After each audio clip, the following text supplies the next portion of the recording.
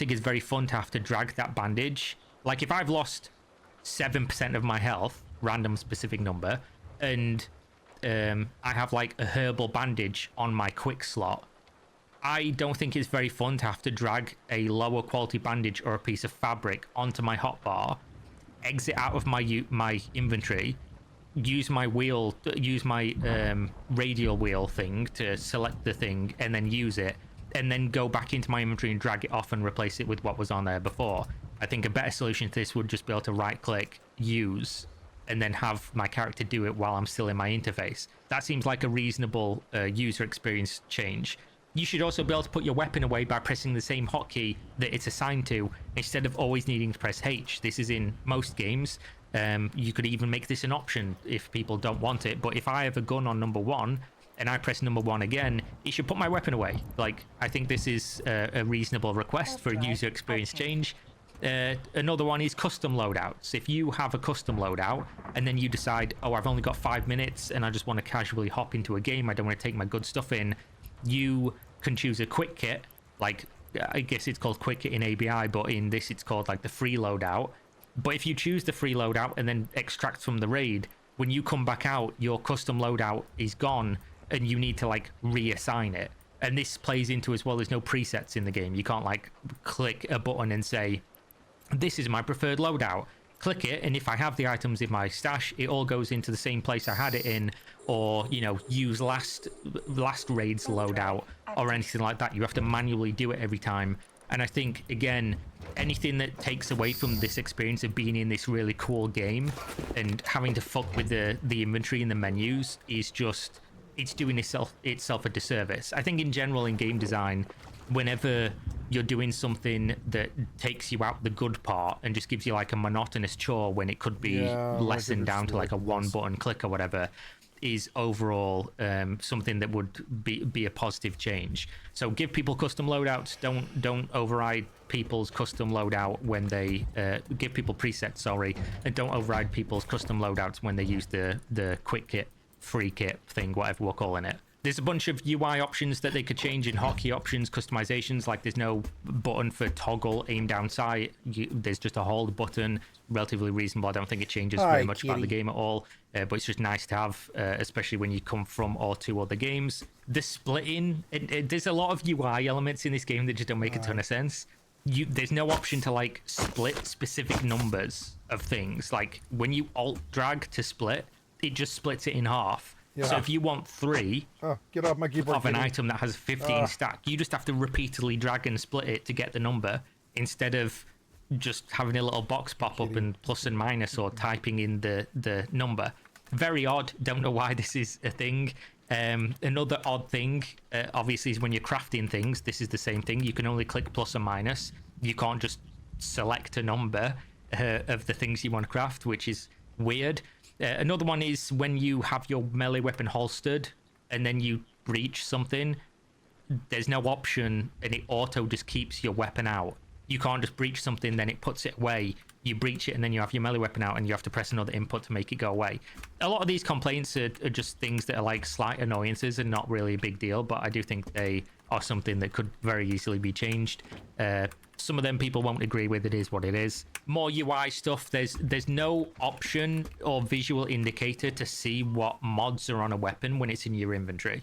You can't tell. Like, without specifically like inspecting it or putting it on your character in like the second weapon slot or whatever, you can't tell or remove mods from something. It's kind of just janky and probably shouldn't be that way. Like a lot of the times I don't even notice a gun I picked up off somebody has mods on it until I try to salvage it and it pops up saying it has all these things on it. It's just another user interface thing that could easily be changed.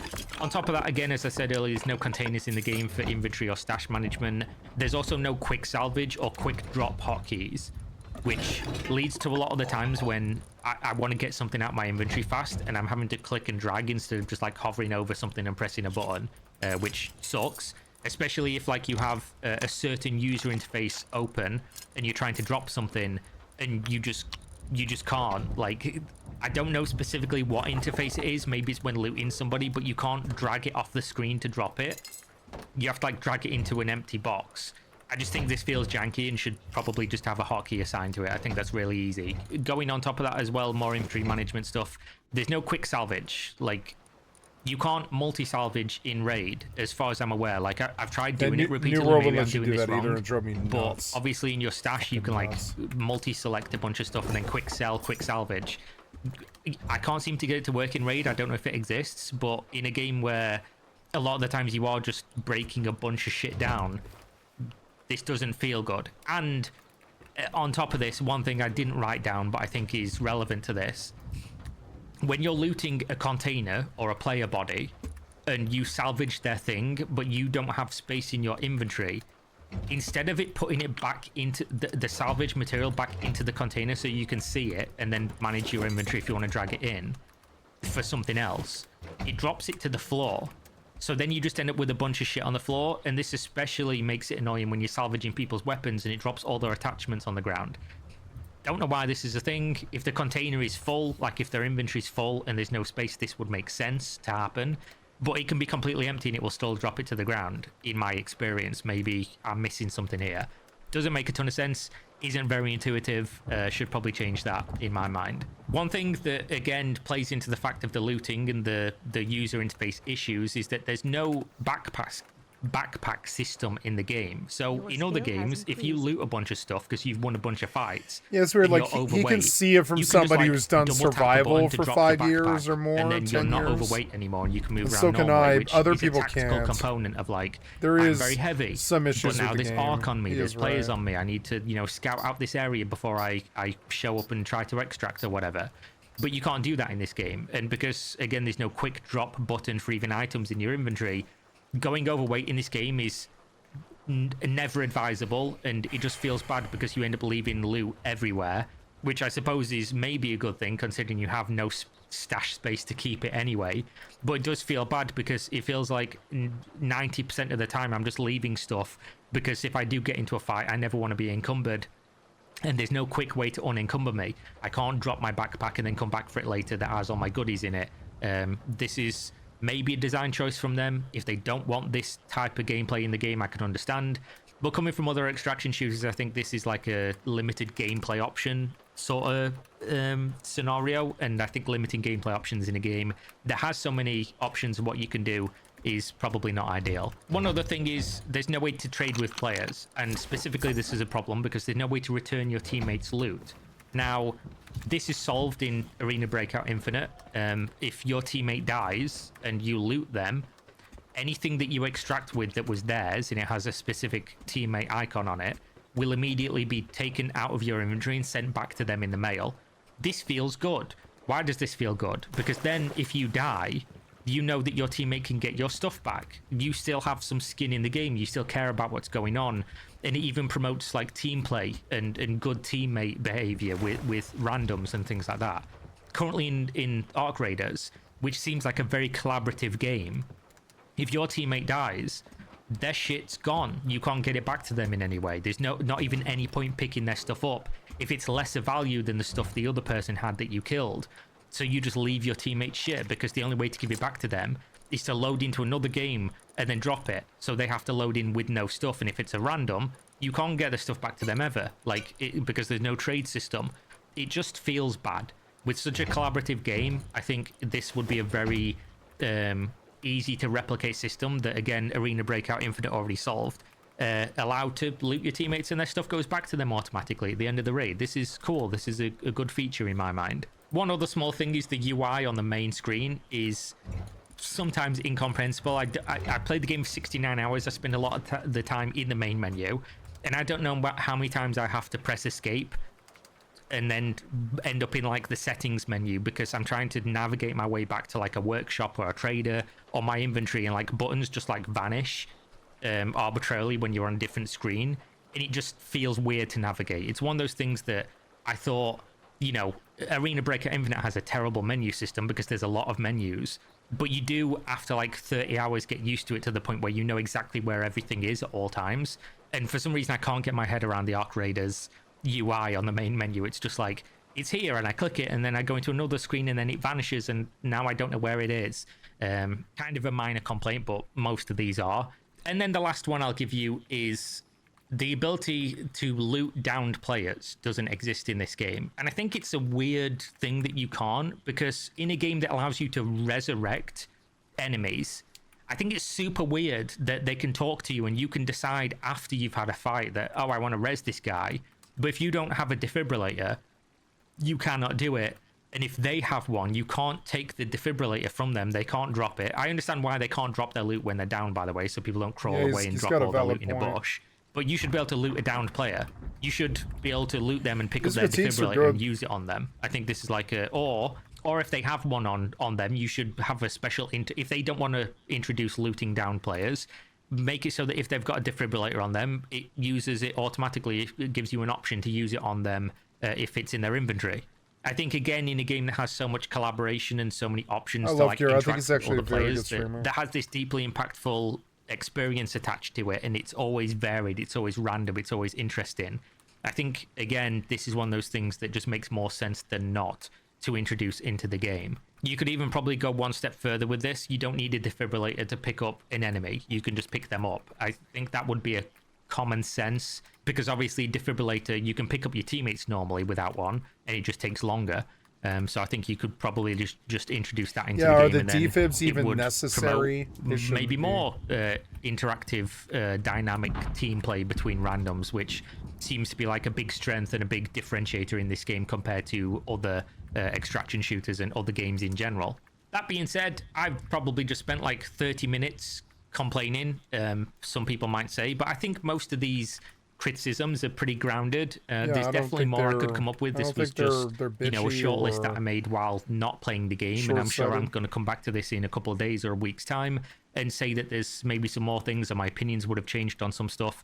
In general, I'm very optimistic for this game's future. I think the more you play it, I originally had much bigger problems with the combat being very lacking in variety. But I think the more you play it, the guns feel better, the combat feels better, the movement, the parkour, things like that, the skill differentiators become more noticeable and more apparent. So the combat is less of a problem for me than it was when I first started playing, with it being third person, with no cover system and everything. I felt like that was maybe not as great. I feel like it's really pretty serviceable now. It's pretty good. And obviously the looting thing, I think the loot's very unexciting currently as it stands, but that's obviously going to get more interesting the more stuff that they add. So I don't think that's as big of an issue. I think most of my criticisms of the game are pretty minor considering what it is. And I think for this game being $40 with no pay to win, this is one of the best games released in recent years, full stop. They do so many things well. And all of my complaints stem from like super easy to I don't even think they're really complaints. I think most of it's just like things that could be different, that might be better. I think pretty much this entire game from like a foundational perspective is so fucking good that it's impossible to not be optimistic about this game being just a mainstay experience for years and years to come, and really an example to other game developers that you can absolutely do better with the tools that you have access to, and that we should demand better as consumers. Your skill has increased. When you play most Unreal Engine 5 games, I'm not joking when I say this game is putting all the developers to shame, because it just feels, it looks, it responds better than anything else I played on Unreal Engine 5. So we do now know, I talked about this in a video previously about MMORPGs using UE5 and how they have 1,000,001 of the same exact problems. We now know for a fact Unreal Engine is not the problem. Lazy development and rush development is absolutely the problem. Because if they can do it, and they can do it with maps this big and with a game that is as graphically fucking stunning as this is one of the best looking games I've ever played, man. Honestly, I can't wax lyrical enough about how good this game fucking looks and feels.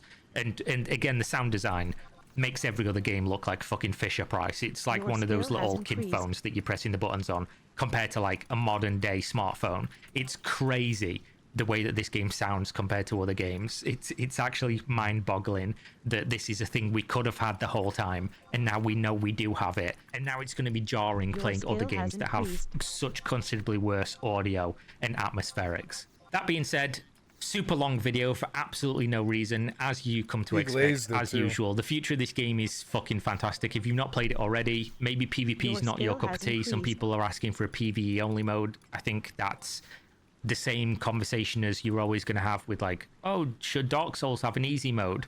I think this game is good because of what it is. It's good because the PvP's there. Would more people play it if it had a PvE optional mode?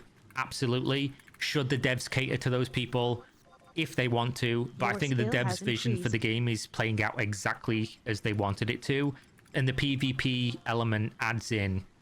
You can only appreciate the sunshine if it's been raining, and this is kind of how the game plays out. The fact that there are these interactive, collaborative moments are only special because there are other moments that are not, and that are aggressive, and that you have this expectation in your mind and this paranoia and this fear that you're in a lobby with a bunch of other people that might kill you. They might want to be friendly, and then there's also the arc as well, which are about the perfect level of difficulty. They could even get more difficult in my mind, and hopefully will when they add more and more of them.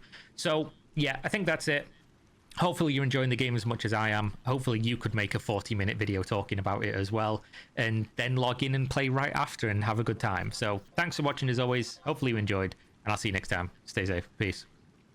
You want a clear sign society is collapsing? My wife Kayla and I have been living in our car for the last 74 days. I live in my car. I've lived in my car for 9.5 months now. This is how I stay warm living in my car during the winter. Single minimum wage workers are now living in cars, tents, and vans in the so-called wealthy Western world. People aren't buying homes anymore. They're not even renting. They're sleeping in parking lots and behind department stores, all because of the price of simply existing. And these aren't the jobless or the lazy. Many work full-time, doing everything right, but still can't afford a roof. Rent takes up 70% of paychecks. Groceries and gas keep rising, and people are forced to move into cars or RVs. In Los Angeles, streets are lined with vans. In Australia, families live by the beach because rent's impossible. In the UK, van dwellers hide from council fines. They told us if we worked hard, we'd own a home, but that dream was sold to the highest bidder. Now home ownership's not a goal, it's a privilege.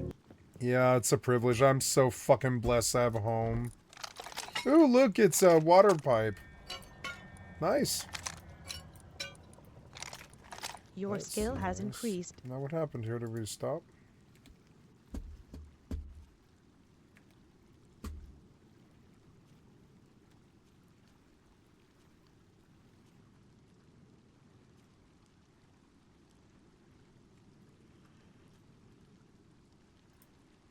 Every day at 3 a.m. in a dark bedroom in Tokyo, long after the apartment has fallen silent, a 34-year-old man cracks open his door for the first time all day. He pauses, listening for footsteps. In the off chance anyone is awake, he doesn't want to risk being seen.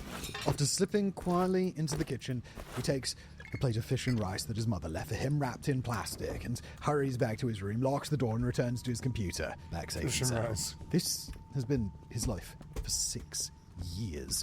Tomorrow is going to be the same, and the day after that, the same still. He is one of Japan's million-plus hikikomori, people who have withdrawn so completely from society that leaving the room feels impossible. But what should disturb us even more is that investigators are discovering the same patterns emerging across the developed world, from South Korea to Italy to the United States. In 1998, a Japanese psychiatrist named Tamaki Saito began to document something that most of his colleagues dismissed as isolated cases of teenage rebellion. Yet what he discovered would reveal a crisis so profound, so deeply woven into the fabric of Japanese society, that even today the government struggles to comprehend its true scale. In his groundbreaking book, Adolescence Without End, Saito gave a name to what he was witnessing. Hikikomori, a phenomenon where young people, often teenagers or those in their early 20s, would retreat into their bedrooms and refuse all contact with the outside world. Not for days, not for weeks, but for years, decades even. We begin today's investigation into this phenomenon with what seems like a pretty simple observation. What I am. Had noticed that certain patients weren't just experiencing depression or anxiety, they were just completely withdrawing from the whole of society, barricading themselves in rooms within their parents' homes and emerging only when absolutely certain that they weren't going to bump into another human. Now, at first, the medical establishment assumed that these were kind of just anomalies, perhaps a few hundred cases scattered across Japan. That was it. But the reality is a whole lot more disturbing. What Saito had uncovered wasn't just a handful of troubled youths. It was the earliest visible symptoms of a social phenomenon that would take nearly 2 decades to even acknowledge. Throughout the 2000s, the evidence accumulated in ways that just became impossible to dismiss, and the anecdotal cases multiplied into clusters of withdrawn individuals. As realization did begin to grow about the true extent of this problem, the government decided to launch the first official survey back in 2016, and they were expecting to see hundreds, maybe a few thousand. Instead, what they discovered was something that nobody saw coming.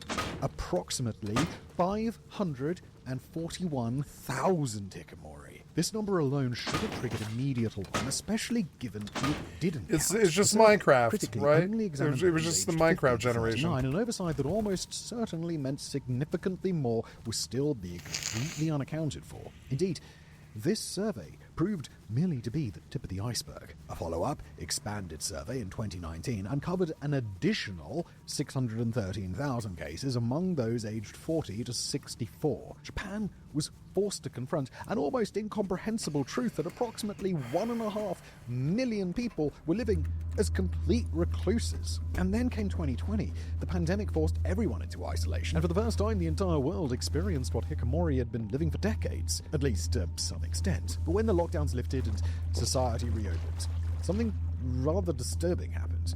Countless Japanese, they just didn't emerge. They'd tasted the strange comfort of withdrawal, and returning to the world just felt impossible. Yeah, like going back has sucks. roots that run deeper than economic pressure or social anxiety, though, and it's closely tied into the country's employment system, which is so rigid that a single misstep at age 22 can destroy your professional aspirations for the rest of your life. Japan's corporate world operates on a principle of simultaneously hiring all new recruits at once a year after graduations. This process is ritualistic. Students begin job hunting in their 3rd year of university, attend massive recruitment fairs, and compete for positions at major corporations that promise lifetime employment. Get hired by Mitsubishi or Toyota and you are set for life. But if you miss that window, you'll likely spend the rest of your life marked as something called an irregular worker. The pressure begins long before employment time, though, making the eventual hiring phase all the more stressful. From middle school onward, Japanese students carry the weight of knowing that their entire economic future hinges on performing perfectly at one specific moment, years in the future. This only compounds through the years as the inevitable date draws closer and as they watch some of their peers stumble and fall. This system alone is absolutely soul-crushing, but it is made even worse by a concept in Japanese culture called sekentai, which roughly translates to something like reputation. That translation doesn't really capture the importance that this carries. You see, when you fail in Japan, you're not just disappointing yourself, you're destroying what your parents built, you're shaming your siblings' future prospects, and you're dishonoring ancestors that you've never even met. That's why one rejected job application can feel so awful. And once you've failed like that, the shame becomes so unbearable that hiding in your room starts to feel like the only honorable option left. I mean, at least there, you're not making things worse and you're away from others' prying eyes. When young people first started retreating during Japan's economic collapse in the 1990s, families just assumed that this was temporary. It was a phase, a rough patch, something that was just going to eventually pass. Nobody imagined that 3 decades later, those 20-somethings would still be there, now in their 50s, still hidden away in their bedrooms. This dynamic has created what Japan now calls the 80-50 crisis, a reference to the 80-year-old parents still living with and often supporting their 50-year-old children who have been withdrawn since their youth. Reports have revealed that in Tokyo's Idagawa ward alone, 1/3 of nearly 8,000 identified hikikomori were in their 40s and 50s, still living with their elderly parents who have been caring for them their entire lives. While hikikomori are both men and women, the phenomenon skews heavily male. While exact data varies, it's estimated that between 60 and 80% are men. This disparity doesn't reflect women facing less pressures while growing up. They're equally parts of the system in Japan. It does, however, reflect the reality that Japanese society's expectations on gender create different escape routes if the initial job hunt is unsuccessful for women that simply are not as socially acceptable for men. For the dudes, the cultural component remains heavily skewed, and expecting them to become a salaried provider who works continuously from graduation to retirement retirement. Failure to achieve this one acceptable path means guaranteed shunning. There is no We beat him. culturally sanctioned alternative path. Hope he drops Now, women the face their own sword, because it crushing is a good sword. expectations, but Japanese society has historically offered them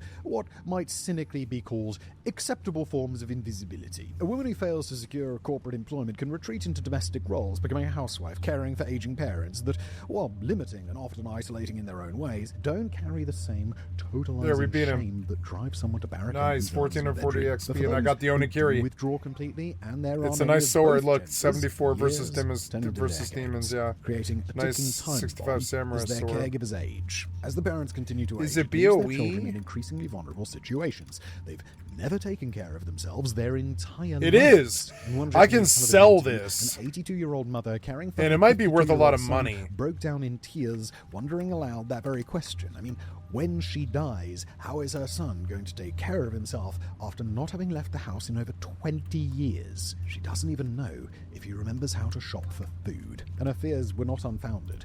That same year, in Sapporo, authorities discovered what happens when these hypothetical questions become reality. The bodies of an 82-year-old mother and her 52-year-old hikikomori daughter, both of whom were dead from starvation. The mother had collapsed first, and her daughter was either unwilling or unable to seek help or even venture outside for food. Neighbors hadn't seen them for a week. But that wasn't exactly unusual, especially for the daughter. By the time anyone They're did like check, timid both had pussies, been dead for over essentially. a month. The able-bodied daughter literally starved to death rather than face the outside world. Despite this case, the problem only seemed to continue to be getting worse, and the government recognized that something had to be done. The crisis had evolved from a family matter into a national emergency, but the statistics that tell a part of the story here. The numbers: 1.5 million withdrawn, the 80-50 crisis, 20% triggered by COVID. These tell us the scale of Japan's emergency, but they don't reveal what happens when a human being disappears into their room for years, undergoing a transformation so profound that those who experience it often struggle to recognize who they once were. To understand the metamorphosis, we need to examine what occurs behind those closed doors. The triggering event is rarely dramatic when viewed from the outside. Wow, there's 20 more minutes of work, this. or simply the accumulated weight of stress over the years. Whatever it may be, the person experiences it as unbearable confirmation that they cannot succeed in the world as it exists. The subsequent retreat into their room that follows feels like a relief, a blessed absence of judgment, expectation, and disappointment. They tell themselves it's just temporary, just until this passes, just until they figure things out. They desperately want to have a purpose to matter, but in seeking temporary shelter from pain, they make the catastrophic mistake of choosing withdrawal over perseverance, convincing themselves this is their only option, when in reality it becomes the very thing that destroys them. Something else happens in their room too. They know each time that they leave, they're re-entering that very world from which escape felt so good. The more they find themselves spending more time there, the more they want to stay. For those without other obligations, especially those who didn't secure a career during their narrow window of opportunity, who have nothing but time, days begin to blur together, losing their distinct edges. Under such intense isolation, in such a confined space, the human brain really does begin to lose the ability to perceive time. One documentary tellingly showed a man who couldn't say whether specific events happened last year or 5 years ago. As Kim Jae-ju, who withdrew in his late 20s, described it, one day became 2 days, then a year. I started thinking, maybe this lifestyle is okay. The walls of the room became the boundaries of existence, and the physical degradation that accompanies extreme withdrawal becomes visible. Days and nights lose meaning, and many flip their schedules entirely. The outside world, with its rigid schedules and expectations, starts to feel increasingly alien, and the four walls of the room become the only reality that makes sense. The living conditions inside the room, of course, vary widely depending on the individual, and we don't want to paint This is why with video broad games are the brushing, number but one you industry. might imagine locking yourself They in one shouldn't small be, room for such technically. extreme periods And of it did time damage to the doesn't industry, typically too. result in the cleanest reputation. The sight of disposable ramen cups and various empty bottles which turn into mini mountains of trash are common. Some reach the stage where leaving the room can be such a ramen stressful moment that cups. they urinate in bottles rather than risk encountering family members in the hallway on the way to the toilet. Yeah, it can really be that bad. Yet paradoxically, while their physical existence deteriorates, many hikikomori maintain comparatively vibrant online lives. And this is where our modern tragedy becomes clear. They're seeking exactly what humans always have sought: connection. They're just MMO addicts. They couldn't find it in the real world, and after missing their moment, they feel as though they won't ever be able to find it again, so they give up and they look elsewhere. Contrary to what you may think, they can be social. Well, at least by the standards of this episode. They build relationships through screens, which can help provide just enough dopamine and pseudo-social interaction to maintain some sense of normalcy. For them, this digital existence has become more real than reality itself. Perhaps the most heartbreaking aspect of this phenomenon is how family dynamics, rooted in love as well as a large dose of cultural shame, actually enable the withdrawal. Japanese society places enormous stigma on career failures and family problems, leading parents to hide their children's condition for years, sometimes decades. The families become prisoners to an extent too, maintaining a facade of normalcy while knowing the situation is anything but. There's a critical threshold that experts have identified, at which point something fundamental shifts. Before the 3-year mark, recovery remains relatively achievable. After it, though, the psychological patterns become so entrenched that withdrawal transforms from a temporary escape into something that much closer resembles a permanent identity. The fear of the outside world calcifies into something impenetrable. The truly insidious nature of this condition is how it corrupts even the desire for change. Many hikikomori report existing in a state of suspended animation, neither fully engaged with life nor seeking escape from it. The apathy becomes so complete that even imagining change feels exhausting. We're here, but you guys choke the world with your poverty and your problems. Psychologically paralyzed, unable to take even the smallest step towards recovery. The enabling structure of modern technology and family support creates a perfect trap. As one recovered hikikomori explained, my new friends just became the computer inside my room. Digital worlds provide just enough stimulation to prevent complete psychological collapse while ensuring they never address their actual condition. Parental care removes the survival pressures that come across change. This combination sustains them in a twilight existence, physically present but psychologically absent, aware their lives are slipping away, yet finding the thought of re-engagement unbearable. In a society where purpose feels increasingly elusive, their withdrawal becomes a warning of what happens when people stop believing they have a place in the world. Now, for the last decade or so, Japan's hikikomori phenomenon caught the world's attention as some sort of strange byproduct of the worst overreaches by their culture's rigidity. Western observers often dismissed it as something that literally could not spread, a product of Japan's specific mix of factors. And for what it's worth, there are a lot of uniquely Japanese components to the hikikomori situation that make a perfect one-to-one duplication overseas just impossible. Yet what we're discovering is that hikikomori-style withdrawal emerges predictably in societies when specific conditions align. Sufficient wealth to survive without working, technology that simulates human connection, and competitive systems where failure carries devastating shame. While we may never see the exact hikikomori phenomenon replicated elsewhere, we are nevertheless witnessing patterns of extreme social isolation that share enough DNA with the hikikomori to demand attention. Italy was among the first Western nations to recognize what was happening. Back in 2019, psychologist Marco Crepaldi published research suggesting that at least 100,000 Italian adolescents and young adults were living in complete social withdrawal. What struck Crepaldi most of all was the familiar patterns running throughout the cases. Italian parents were describing their children who slept all day and emerged only at night. The testimonies could have been translated directly from Japanese. Cases of those completely closing themselves off with few interests and even less motivation. Crepaldi took a more radical approach by calling these cases hikikomori, despite not being Japanese. He recognized this as systematic withdrawal from social existence, enabled by Italy's strong family structure, where adult children commonly live with their parents well into their late 20s and even early 30s, creating dynamics that eerily echoed those in Japan, at least to an extent. The Italian cultural phenomenon of bambisioni, literally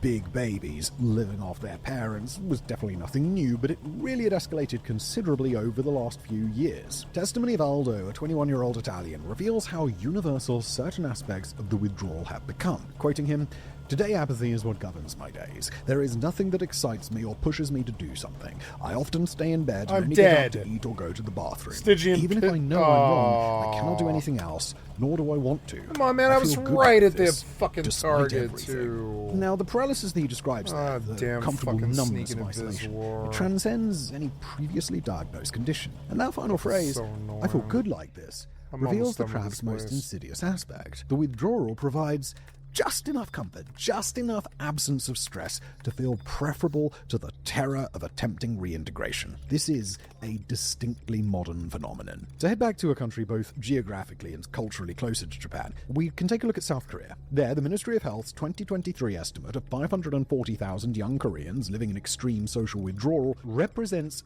5% of the entire 19 to 39 age group. This means that in certain age brackets, 1 in 20 young Koreans has essentially dropped out of society, a rate that rivals Japan's own crisis and suggests this isn't merely cultural mimicry, but a response to similar pressures: intense academic competition, narrow employment windows, and the shame of failing to meet societal expectations. Kim Jae-ju, who withdrew in his late 20s after a relationship breakdown and career stagnation, described how the slide into isolation felt almost natural. One day became 2 days, then a year. I started thinking, maybe this lifestyle is okay, and my new friends just became the computer inside my room. Japanese broadcasters captured the extremes of familial disconnection in hikikomori households. In one documented case, a mother hadn't actually seen her withdrawn son in years. He moved only at night, avoiding all contact to whatever extent possible. And there's a sobering economic reality that helps explain why this crisis appears only in certain societies. Hikikomori don't exist in starving countries. As researchers have bluntly but accurately noted in such areas, quote, if you don't work, you don't eat. This phenomenon requires a baseline of material security, whether through family support or welfare systems that remove the immediate survival pressure that has defined human existence for most of human history. The American data reveals something related but different: a mass exit from work that, while not approaching the extreme isolation of hikikomori, suggests troubling parallels. Economist Nicholas Eberstadt's research uncovered what he calls a social science straight line. Between 1965 and 2019, America's population of prime-age men neither working nor looking for work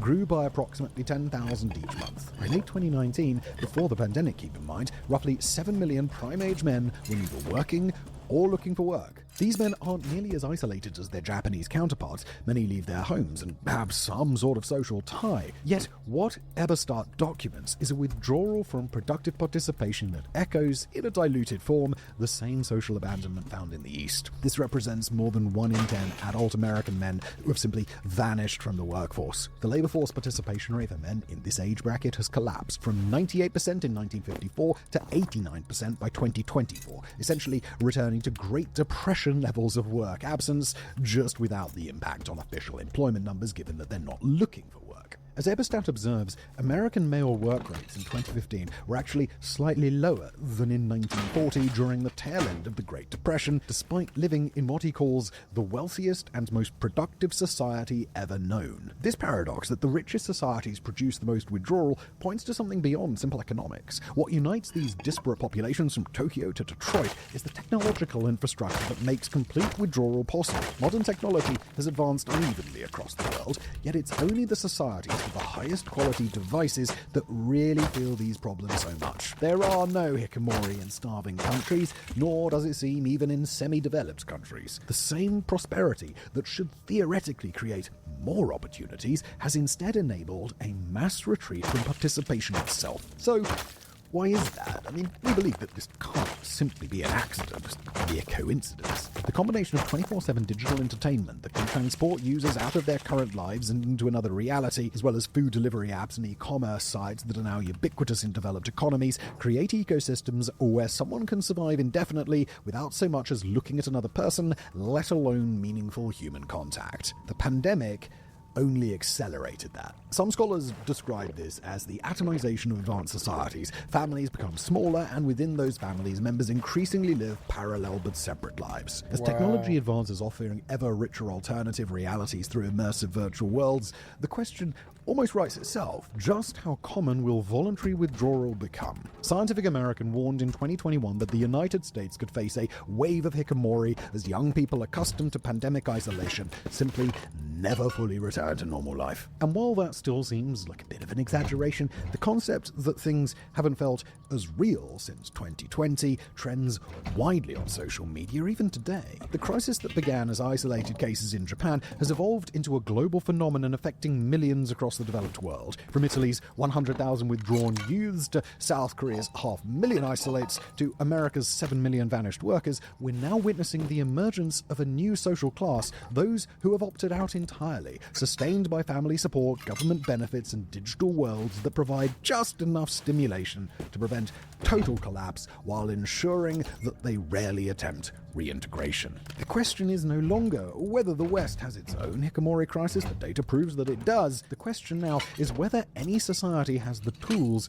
or even the will to address a withdrawal this massive and this entrenched. So, for over a decade, Japan's government largely hoped that the hikikomori problem would sort of solve itself. But when the first generation of hikikomori began to enter their 40s and 50s, when the 80-50 crisis became an undeniable reality, the government could look away no more. Japan has thrown more and more at the situation. The response has evolved from total silence to a national policy, from a ministerial portfolio in 2021 to legislation in 2024 mandating local government action. Over 300 municipalities now run hikikomori-specific projects, a massive mobilization that has to be recognized as a huge step forward. Yet despite all this, the numbers remain stubbornly high. The paradox at the heart of recovery seems almost designed to trap. The very thing needed to heal, human connection, is precisely what the withdrawn person has become psychologically incapable of tolerating. Traditional mental health interventions, which require the patient to come to an office, are next to useless for people who don't leave their rooms. The reality has forced Japan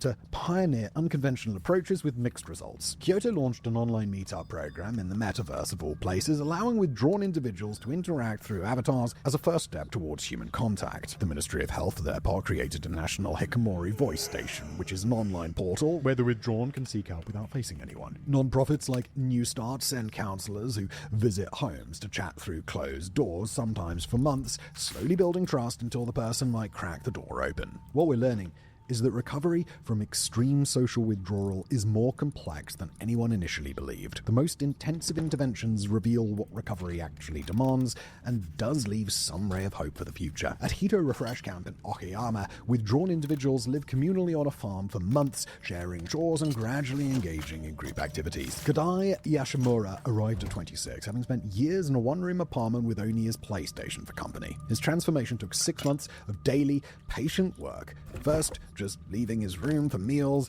then helping in the kitchen. The breakthrough came while watching someone take pride in cooking curry for others. Quote, "I realized that in cooking for others and having a part-time job, you develop a sense of responsibility, something I didn't have before." He now works full-time, catering for the elderly. But stories like Yoshimura's are celebrated precisely because they're exceptional. The recovery process, when it does work, is what experts call delicate and painstaking, which can take months or even years of sustained support. A psychiatrist, Tamaki Saito himself, emphasizes long-term hikikomori almost never resolve their situation through willpower alone. The condition simply requires a sustained patient intervention that most families cannot provide themselves. Those isolated for over a decade rarely return to normal social participation. The psychological patterns have become too entrenched, the fear of the outside world just too overwhelming. And while Japan experiments with increasingly creative interventions, the phenomenon spreads globally. The American data proves this alarming trend. During 2020's unprecedented labor shortage with nearly 12 million open jobs, workforce dropout rates barely budged, despite employers going to ever more desperate lengths for applicants. The withdrawn have become psychologically incapable of responding to economic opportunities.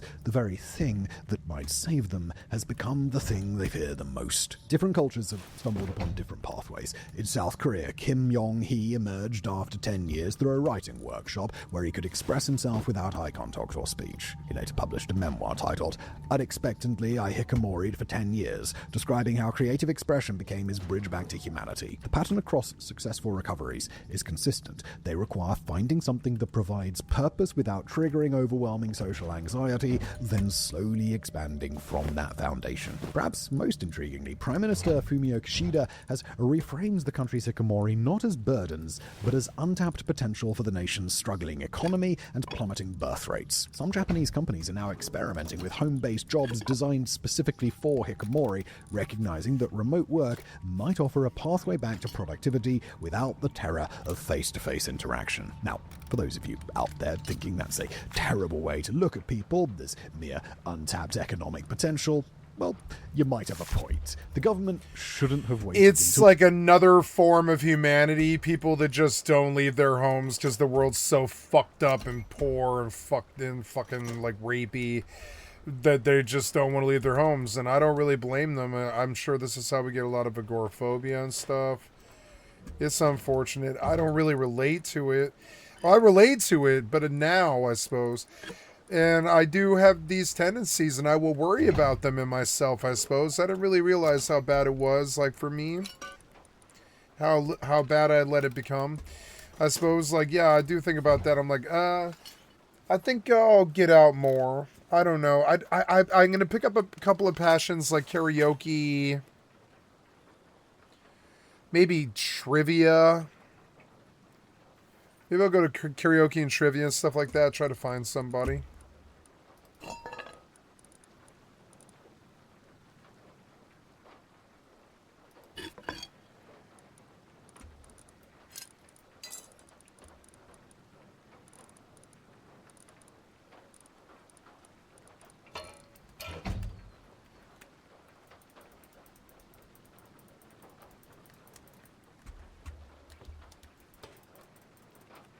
Blocked by beach towel.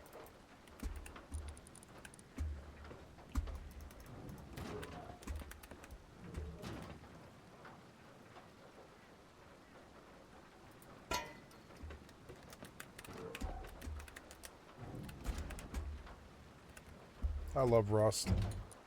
It is my favorite game. It's fucking stupid. I hate admitting it. But it is my favorite game. I feel blessed here that I can sit here without harassment and just enjoy the game, you know.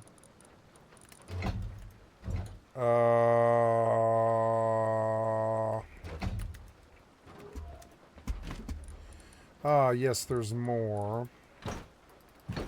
Cockpit with engine.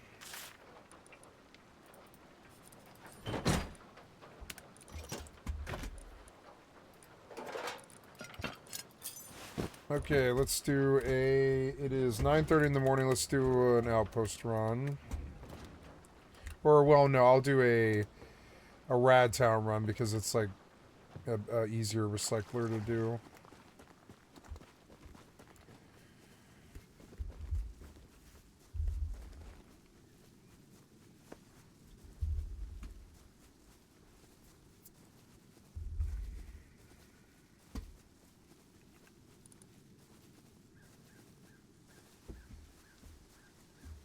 They needed their economic contributions. But there is a deeper point that is actually very encouraging. The reason this matter goes beyond economics is something fundamental about human nature. Remember the initial steps of becoming hikikomori? They almost always have to do with a sense of purposelessness, feeling both unwanted and unneeded in the world. Recovery stories, on the other hand, what brings people back isn't therapy or medication, and certainly not family pressure. It is purpose, responsibility, and being needed. As automation and artificial intelligence eliminate more jobs, as social interactions move increasingly online, and as traditional sources of meaning and purpose erode, we're creating conditions where withdrawal feels like the only option to more and more people. The tragedy of the hikikomori is that they've surrendered to despair at precisely the moment when fighting for human connection matters most. As today's episode draws to a close, we're left confronting a bit of a paradox that really does define our age. We live in the most connected era in human history, yet millions are choosing complete disconnection. The hikikomori phenomenon forces us to ask what kind of society we've built where withdrawal feels safer than participation, where young people would rather isolate themselves away in darkness than face the light of day. Yeah, we have to like try to be nicer to each other. Japan's 1.5 million withdrawn citizens represent a population larger than many cities, yet they've effectively disappeared from public life. South Korea discovered 500,000 young people living in social isolation, while Italy has watched a large number of their own population do the same. America's crisis takes a different form, but tells the same story, with 7 million simply having given up on participating in the workforce entirely. The pandemic helped normalize remote work and remote learning, which certainly has its upsides, but along with that, it also came with its downsides. It removed what had become, for many, the last forcing function that pulled them into society. For countless individuals already on the edge, lockdown became the final push into isolation. What should have been temporary became permanent as they discovered they could survive without ever leaving their rooms. Now we stand at the edge of something far more revolutionary. Artificial intelligence threatens to remove even more of that from the human experience. While it will indeed help liberate millions from extremely monotonous work that they likely wouldn't have chosen to do, it also will offer precious little opportunity for people to have purpose, a reason to get out of bed in the morning. If you don't trust us, don't take our word for it. AI CEOs are openly projecting mass layoffs, and Meta's Mark Zuckerberg recently painted his vision of the future as one where most people's primary friendships will be with AIs, not humans, which is weird, Mark. Tamaki Saito warned of adolescence without end, but we're engineering something far more ominous, a society where adolescence never even needs to end, where the uncomfortable growth that comes from facing reality becomes entirely optional, where the messy, difficult, transformative work of building your life through conflict, failure, and interaction could just be avoided. The Hikikomori crisis shows us what happens when people stop believing that they have a place in the world. The tragedy isn't that they've seen the future clearly, it's that they've given up shaping it. The question now is whether we'll learn from their suffering or whether we'll watch as more people follow their paths into isolation. Thank you for watching. Oh, kitty, I love you. Yeah, it was good.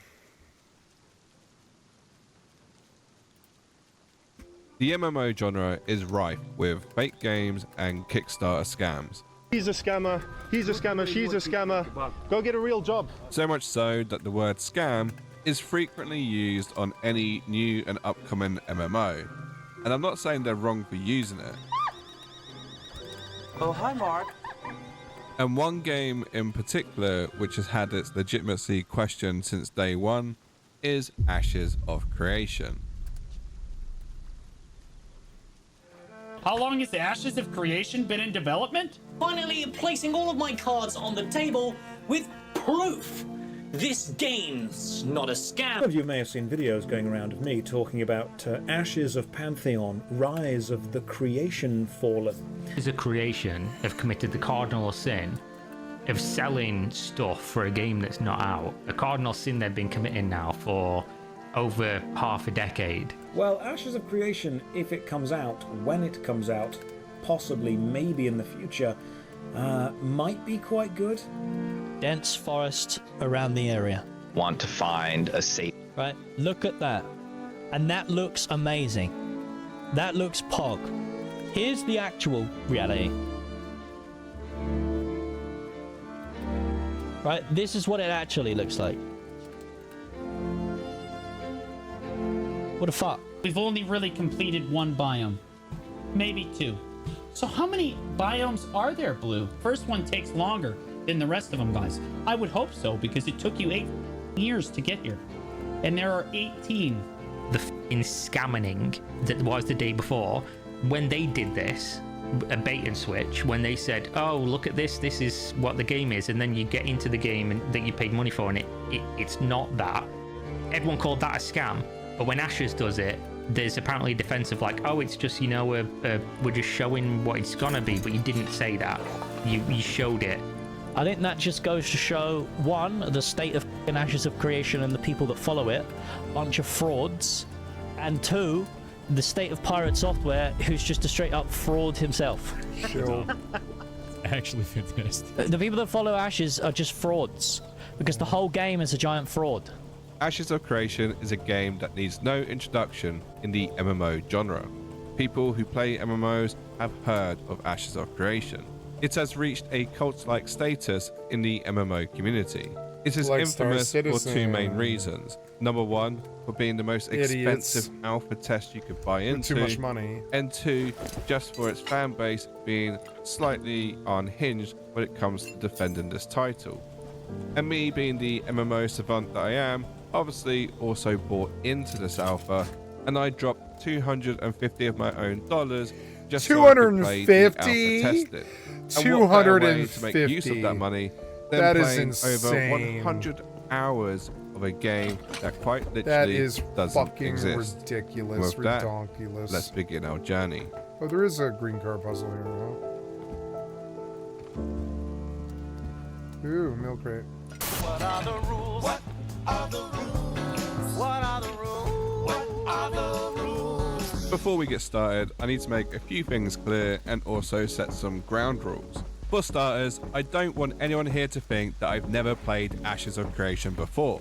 I paid $250 for an alpha. You're damn right I played it as soon as I could. And it was certainly an experience. I am never going to financially recover from this. But it was also over a year ago. There's been new classes, there's been new zones added, and we're now in Alpha 2 Phase 3. So to make it abundantly clear, this isn't a completely blind playthrough. I've also played over 67 MMOs in my lifetime, so I understand the fundamentals of a MMO. Yes, I'm fully aware as to how sad and pathetic that sounds. Please like and subscribe to my Dying Dead channel. It's fucking bargain bin Josh Drive Hayes. But anyway, rule number 1. Ashes of Creation markets itself as a PvX experience, which means I need to do some PvXing. So, do some PvP. Rule number 2. It is apparently a social sandbox, so I must make at least one friend whilst playing. And rule number 3, I must play this game 100% undercover. I can't let anyone else know that I am a dirty YouTuber. Basically, no free handouts, and if Steven gets a whiff of me playing his game, I don't know, he might ask me to interview him or something, seeing as he interviews every other YouTuber. Well, that's some shade. Anyway, and last rule, because I feel like there's too much negativity in the world, I must think of at least 3 positive things to say about this alpha not a game test. And with that, let's begin.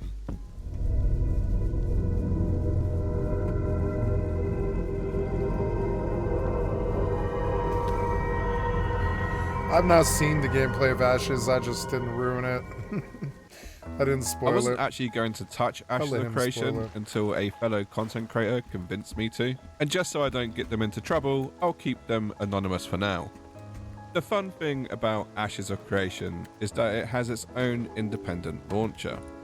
You can't buy this game on Steam, you have to get it through the official website.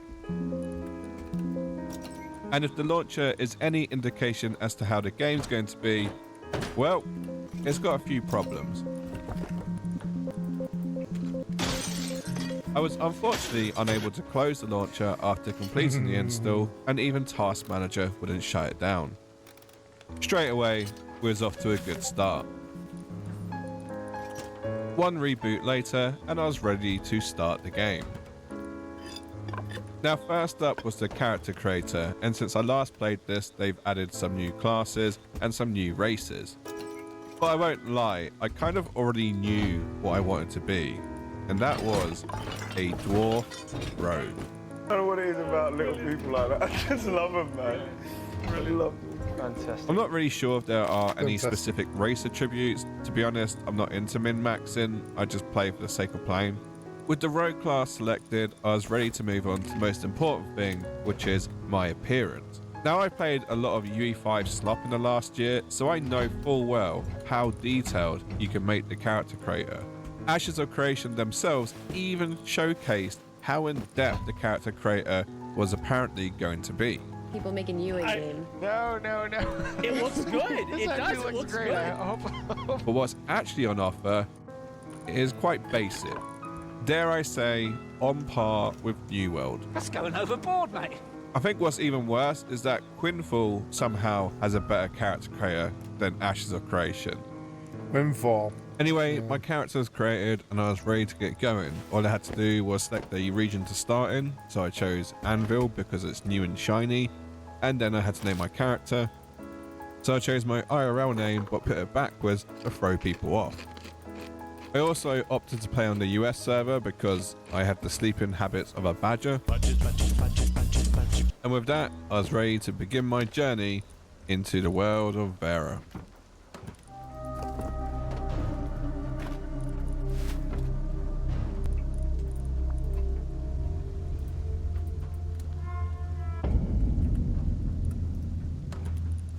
There are no cutscenes to explain how you got into this room.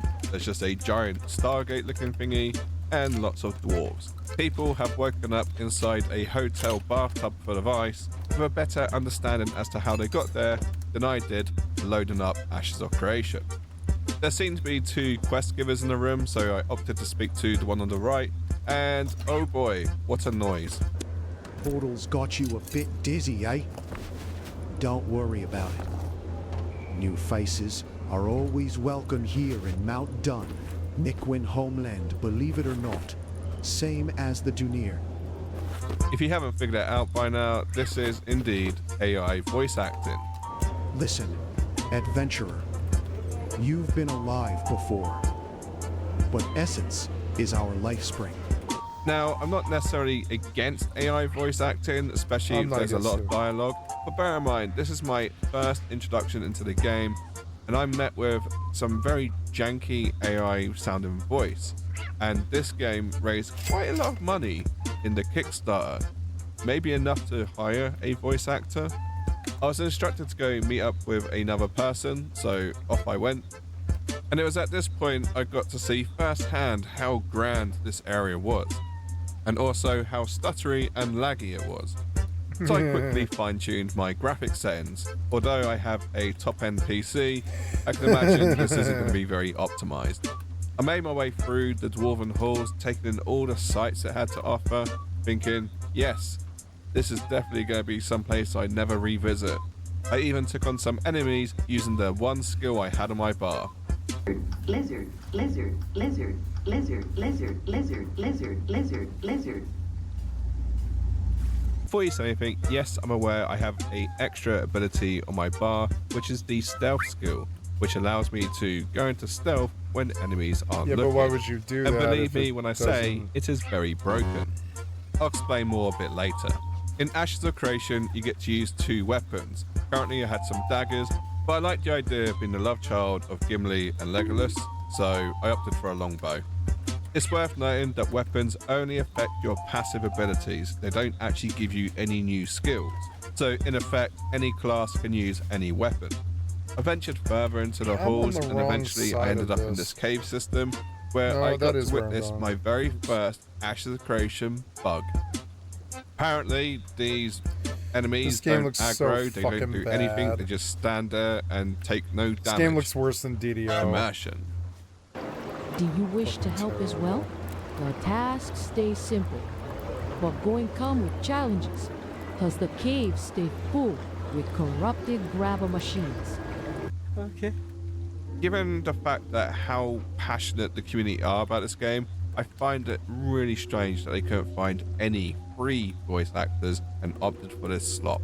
It literally sounds like Stevie from Malcolm in the Middle. No. Good idea. Execution sucked. I set my spawn point to the cave and I went off to do some more fetch quests. I won't bore you with how exciting the cave adventuring was with the fetch quest, the janky mobs, and just how long-winded it felt. Like, did it have to be this big of a cave system? Worse still, well, the quest had me kill 5 of these monster demon things, but it's based on first tag, so yeah, I'm not a fan of first tag. I think it's probably the worst way to do questing. I was on the home stretch and about to leave the cave when I saw something peculiar.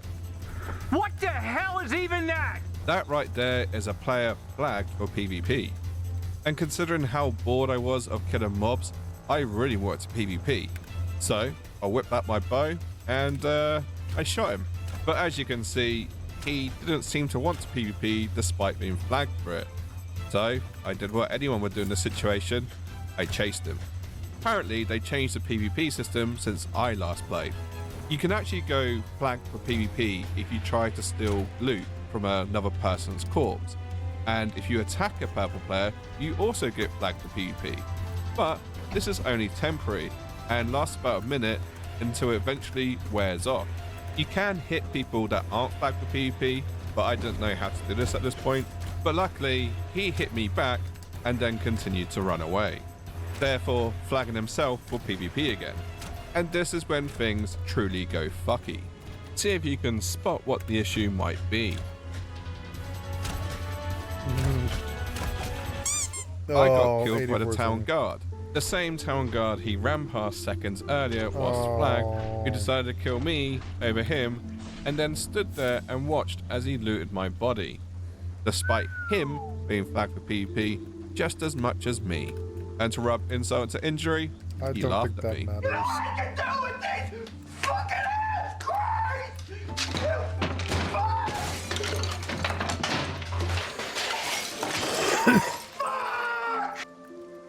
I respawned and I did send a whisper, not a hate one, just saying, you were flagged for PvP though.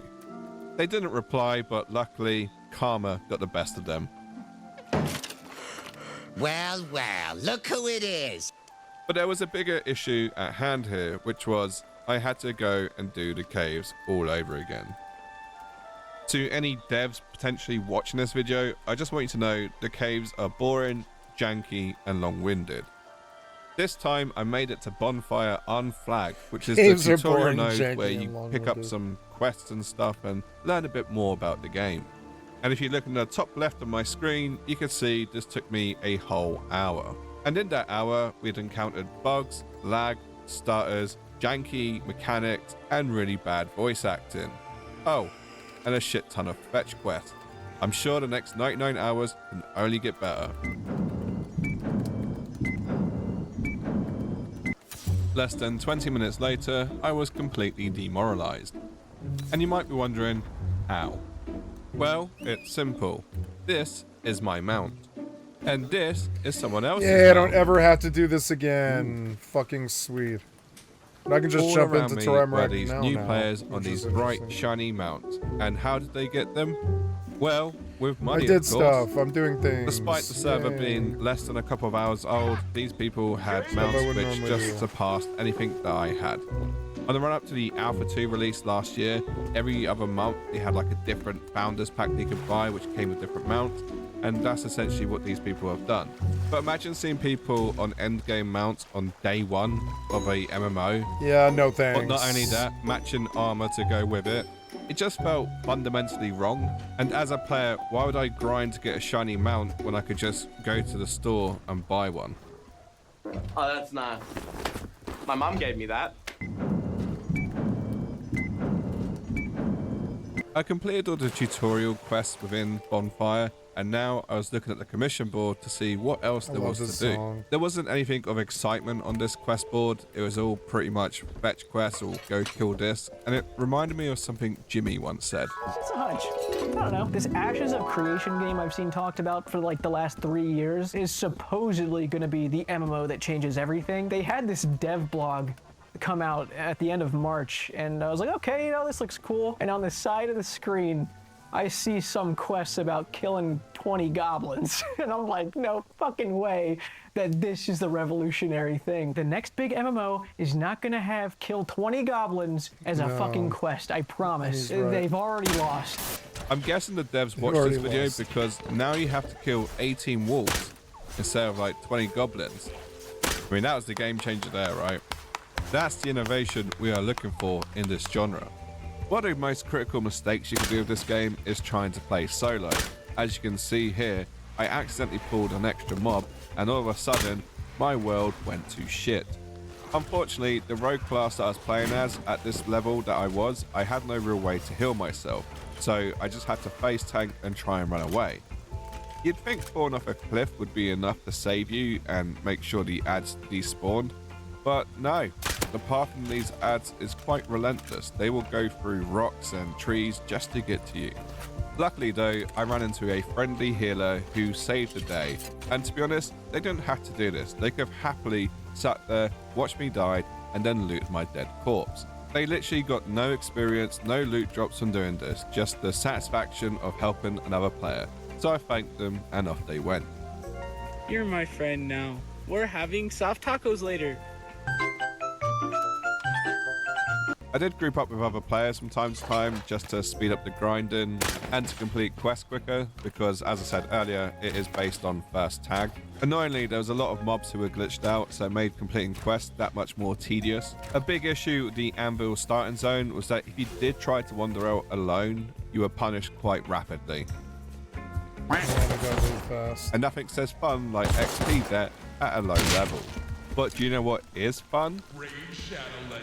Going full rat mode. When you die in Ashes of Creation, you leave a ash pile, and these are lootable by other players. However, it is considered a criminal offense. So any player who takes these items is automatically flagged for PvP. Now in this instance, the loot pile was not worth my time or effort. I didn't want to flag up for PvP just to be killed for so little reward. However, other players aren't that smart. This guy seems so nonchalant about flagging up for PvP that I did deliberate for a bit as to whether it's worth my time and effort to stop this criminal scum. I had to show my PvP-ness, like I'm a PvP player at heart. I couldn't let him get away with this. He was a criminal, he needed to be stopped. Now one thing that can't be said about Ashes is that the combat's not fun. It is super fun. The combat works so well in PvP, it's a shame that it doesn't feel this way when you're doing PvE. Anyway, I won the fight, this other player didn't want to have anything to do with me, and I got the spoils of war. And then I ratted away, waiting for my purple timer to count down and for me to be flagged as a friendly player again. And I did this using that broken stealth ability, which I can activate every 10 seconds. Perfection. Unfortunately, this is pretty much the height of excitement in Anvil. There was just not much to do, other than seeing the odd rarity like the double-decker deer, and admiring everyone's pay-to-win mounts in Bonfire and asking how I can get one. And of course, more ratting, waiting for players to potentially pick up loot, and if they didn't, pick up myself and run away. Did I not loot? The reason I do 100-hour reviews is simply this. A lot of MMOs, after about 10 hours, you might well just have nothing to show for your time. And Ashes of Creation is a prime example of that. And trust me, I was doing everything in my power to capture every moment whilst playing. But Anvil was just really bleak and desolate. I did my best to go out and explore as much as possible, bearing in mind that I was still low level. Being a rogue meant I could infinitely spam my stealth and walk past enemies without being harassed, for the most part. And even in doing this, it was just a lot of emptiness. Big open fields with mobs scattered all throughout with no real thought into their placement. I did eventually find another node, and yes, there were players, but there was just nothing to do. It was almost like they'd forgotten to put the sand in the sandbox. It pretty much meant I had no other choice other than to stick to Bonfire to start town until I leveled up some more. Another oddity was the fact that even though I had been grinding mobs for about 10 hours, I had had 0 gear drops. Apparently someone at the studio thought it'd be a good idea to reduce the drop chance for any sort of gear that you could wear. They then reversed this decision a couple of days later. At least they realised their idiotic decision and corrected it eventually. I did find the odd moments of social interaction, which is definitely a nice thing to have in an MMO, but these usually occurred whilst grinding mobs, so it wasn't like he was doing anything of interest, it was just going around doing repetitive, boring tasks. And with a lack of VoIP in game, it was hard to stay on top of the conversation whilst also trying to pull mobs. Yes, I know I could join a Discord and all that jazz, but Discord should be the answer to why your game doesn't have VoIP. Bear in mind, this is supposed to be a social sandbox MMO. On a positive note though, I had added several people as friends and they accepted, and vice versa. So maybe it is a social MMO. Just a really, really basic one.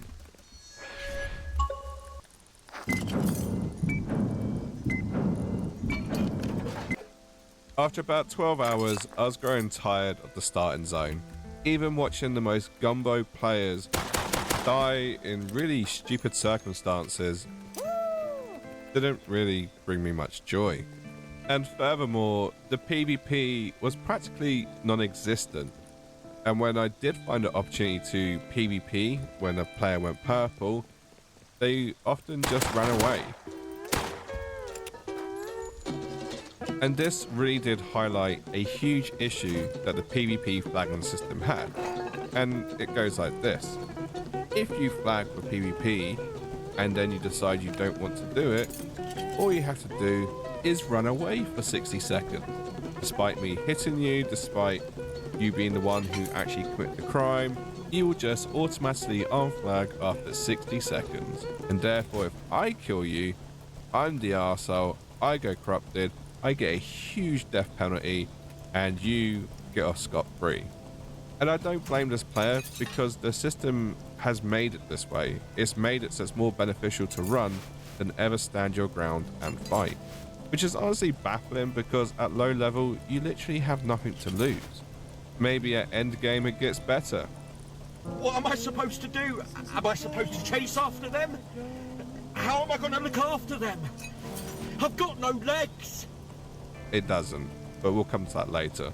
In summary, I was bored of grinding mobs, I was bored of doing fetch quests, and I was bored of PvP. So I thought I'd do something slightly more exciting, which is of course, crafting.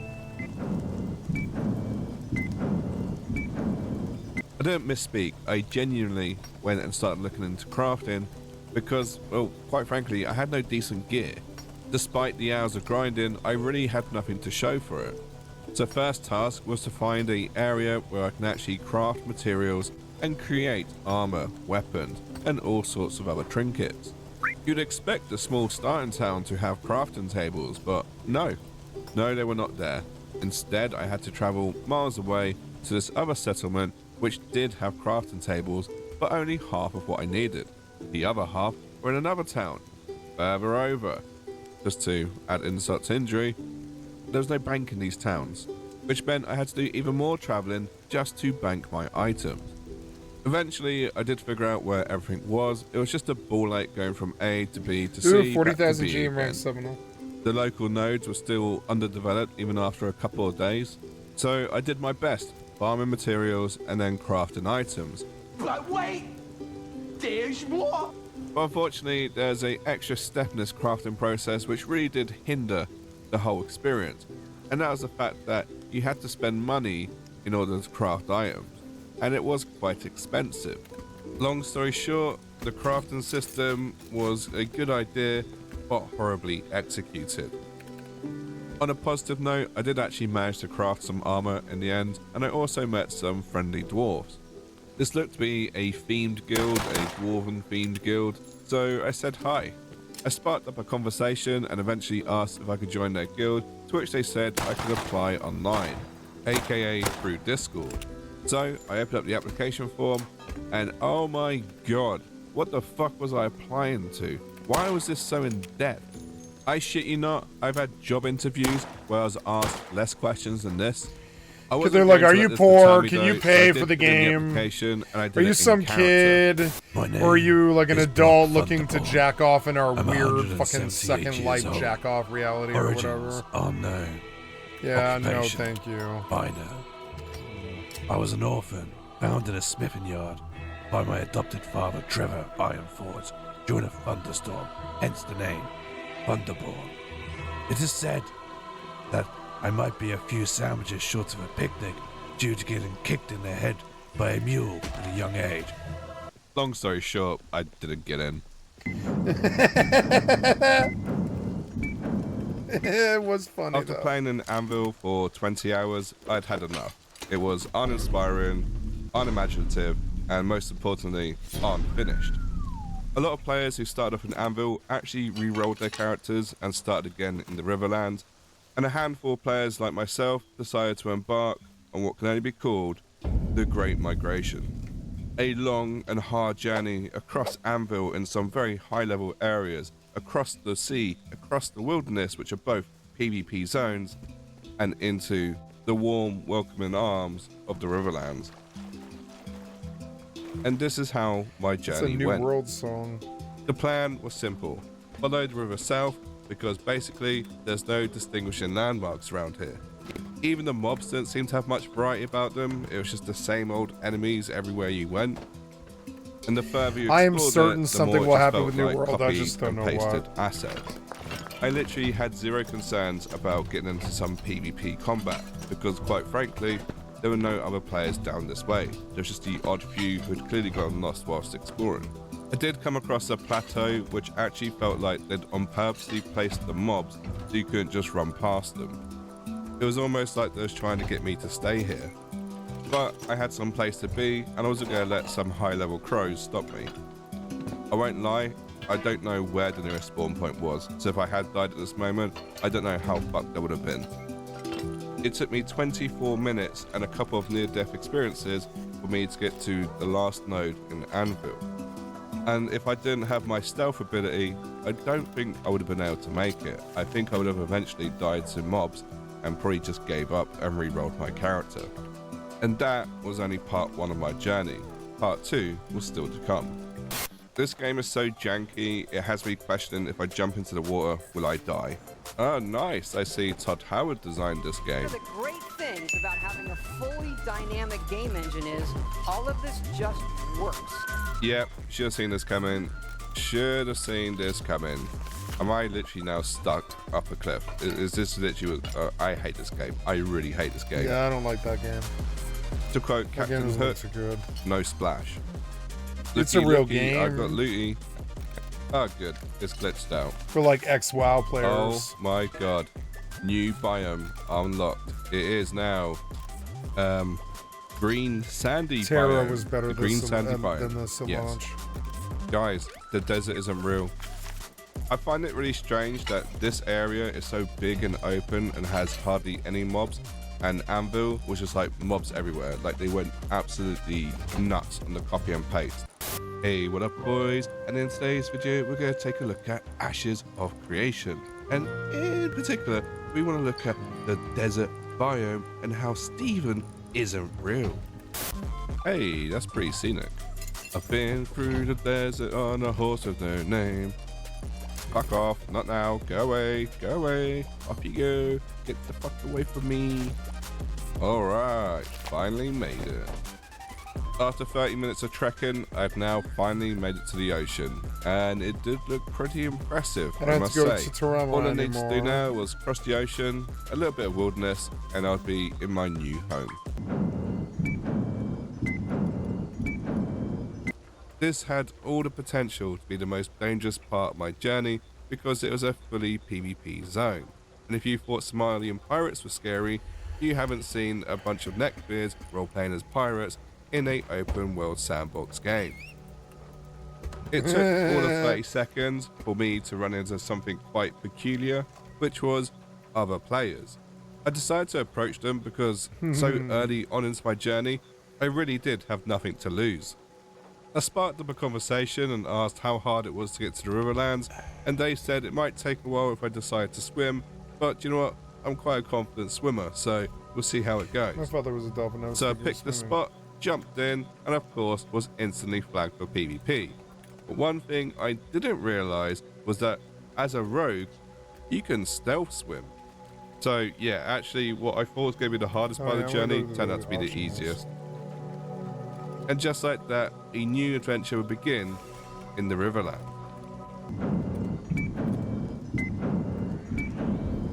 The Riverland just feels so much better than any other area in this game. It just feels more fleshed out, more alive, and it's more social. I did initially have a shock though once I got to the Riverlands because basically they rolled back the servers. Luckily for me though, I wasn't impacted, but a lot of players were impacted and they were quite angry. Oh hang on, these are the angry comments in relation to the server rollback that happened just 4 days after this rollback. What are you gonna do in 5 days? Nothing. We're gonna do one bug fix. There were many sights to see and plenty of familiar faces. Hey, what up boys? I wasn't sure if the leveling would be any better in the Riverlands. One advantage was that everyone already knows this area, so they know where all the best grinding spots are. But I couldn't care less. I'm not here to sweat the game. I just want to give it a go and see what I think. I did manage to group up with some people at random, which in theory should be better than playing solo, but unless you're in an optimized group, the XP pretty much works out the same. And the issue with grouping up random people is that you had the random personalities to deal with, like this guy who dropped me from the group for no apparent reason. They must have been French or something. I did, however, enjoy the group events when they happened. It was a good chance to actually play with other people, and they were quite rewarding. But once again, you have to group up to do these. If you don't, then you won't get as big as a reward. I get it, that's not made for solo players, but it's not about being a solo player. It's about being able to randomly group people and actually be social. But a majority of the players that I ran into seemed to be the complete opposite, which was antisocial and mute. Yes, I get it, there's Discord, but aren't we all supposed to be working together to help out the node and be citizens? It just feels like it's forcing you to be social without actually giving you any tools to be social. I mean, imagine having VoIP and just being able to go up and talk to people. Crazy, eh? But I already know what people are going to say. 1, it's an alpha, and 2, join a guild, but even guilds have their own problems.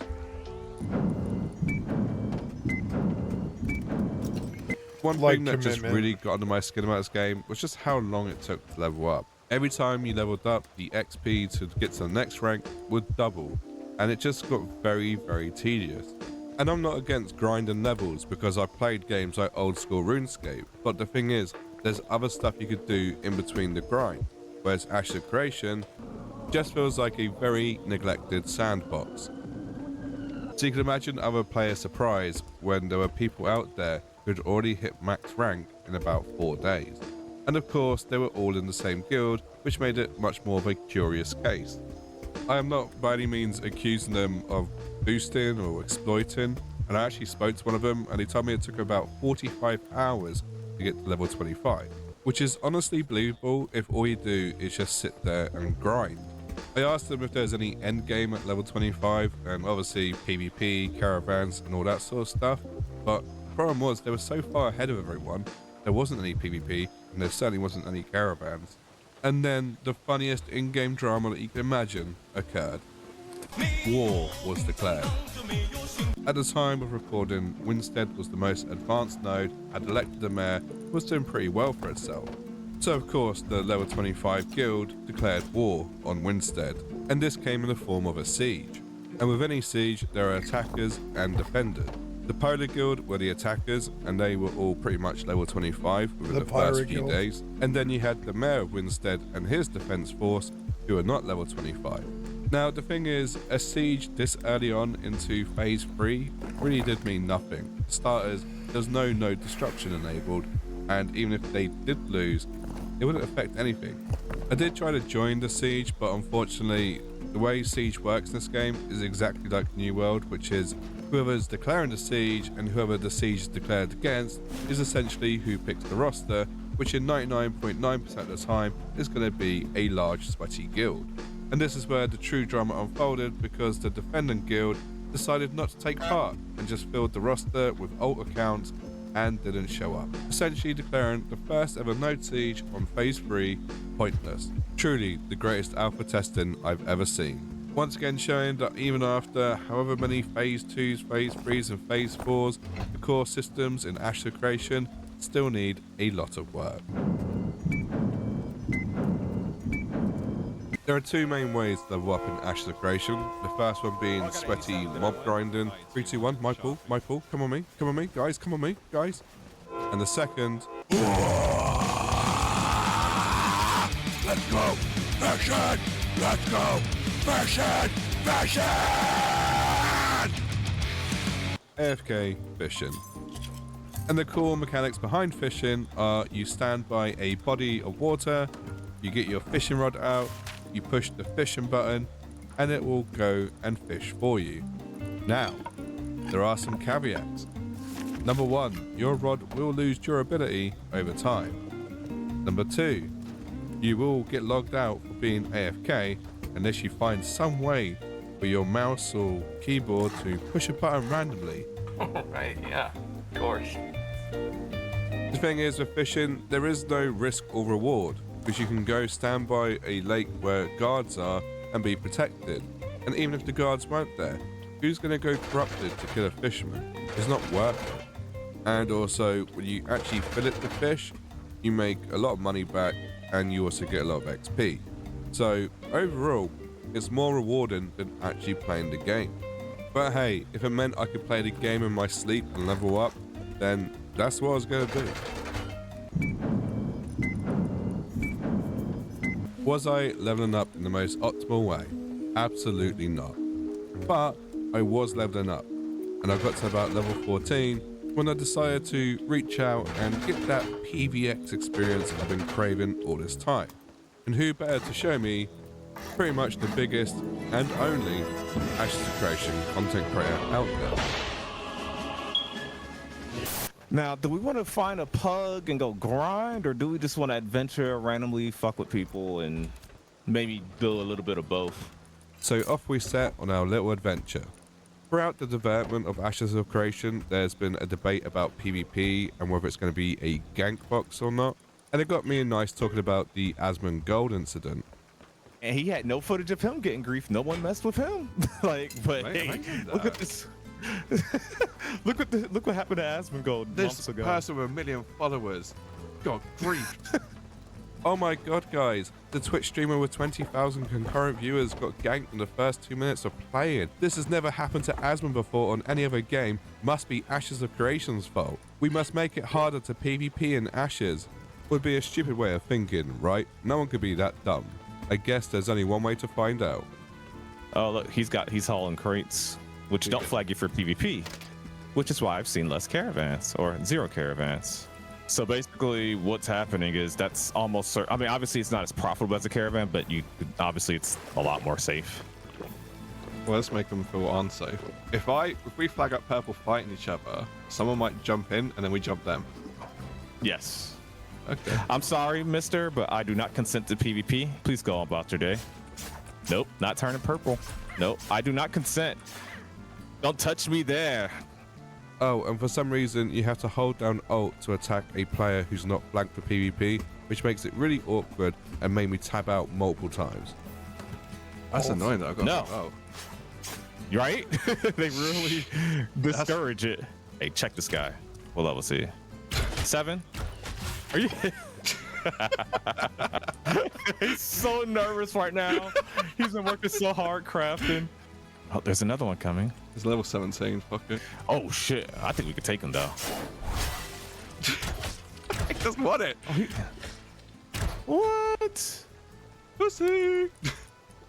I'm ready to go corrupted. Let's go get someone worthy. I think we need to get some crates. He's just chopping trees. He doesn't know, Saw Man. I'm going. For some reason, this low level was flagged for PvP, and they didn't seem to realize. You see him? Yep. Right. So of course, I took full advantage.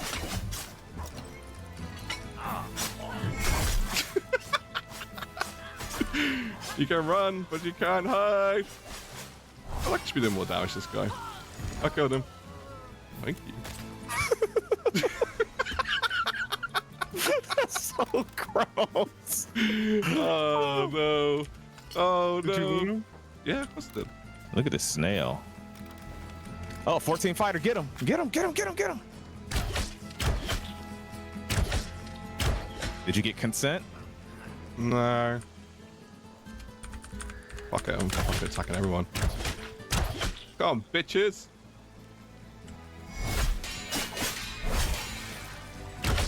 Oh my god, that ult button's horrible. Man, you got 3 people around you not attacking you. Oh, wait, somebody's fight. Oh. Alright, I'll let you get that 1v1. I'm fighting the ads over here. He said, hey man, love your videos. Thank you. You don't want to fight back? You fighting a tank over there? Yeah. Oh, I got Glenn on the ground.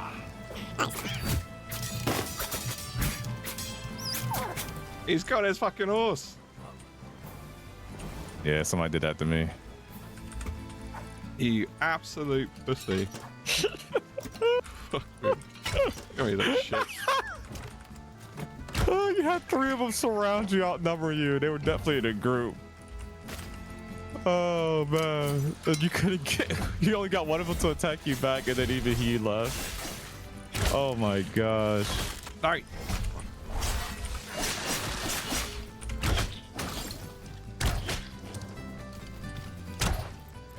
He is running for me. Like, how am I supposed to attack him? He's on a fucking horse. You get on your horse, chase him till you get in like gap close range or something. I don't know. Actually, don't one of the rogue skills dismount people, or am I tripping? Maybe the caltrops, maybe?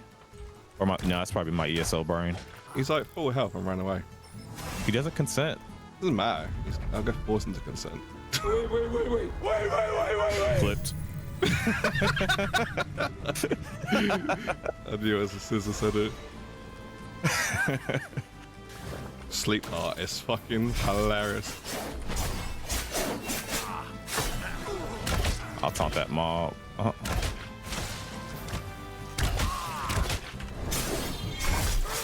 Got him.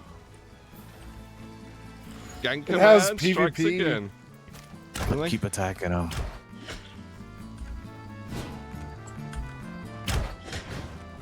That's my sleep thought when I need it. Come on! It won't I work. like the Don't even damage waste it. numbers. Never. Put some poisons on him. Fuck him. I was honestly beginning to see a pattern when it came to PvP, which was there was no PvP, which would mean I would have to go corrupted. You ain't get off yet? Nah. Get off!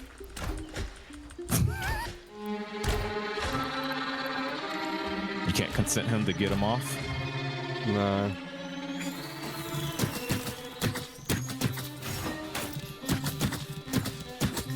But he is getting slow. Oh, he's nearly dead. Fuck it, I'm gonna kill him. Don't do it. Don't kill him. It ain't worth it. It's so far from worth it. Oh, he's one bar We'll of find health. some PvP. He's one bar of health. Don't do it. Don't do it. I want to do it. Oh, don't do it! Don't you do it! I tapped out. Fuck it. Now, if he ran into a mob right now, oh my god! Imagine a high-level wolf got on him. Don't you kill him!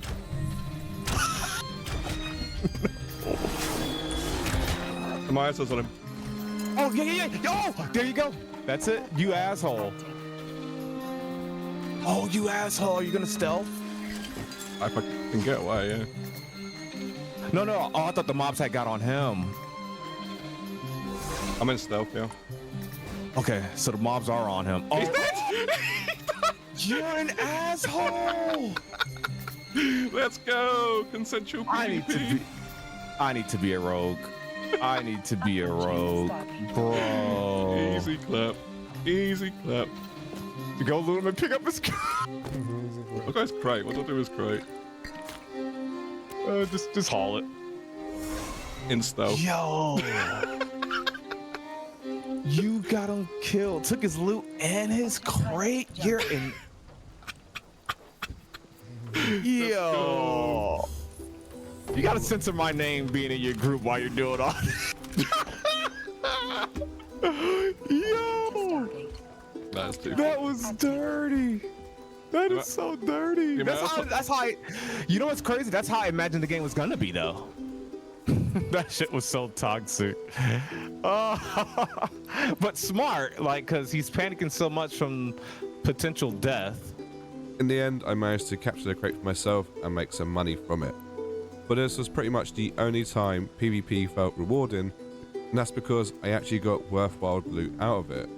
But realistically, this isn't going to happen all the time.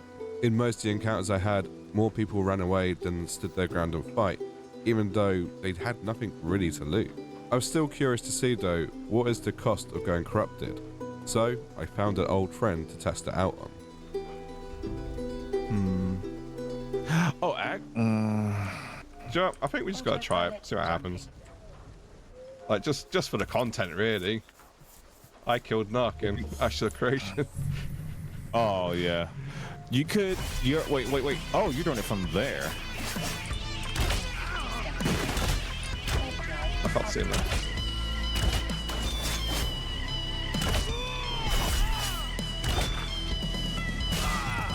Oh, I got corrupt. He's dead. Yeah, you did. Fishing. And I can't help him because he doesn't flag to fight you. He's gonna be so disappointed when he gets nothing.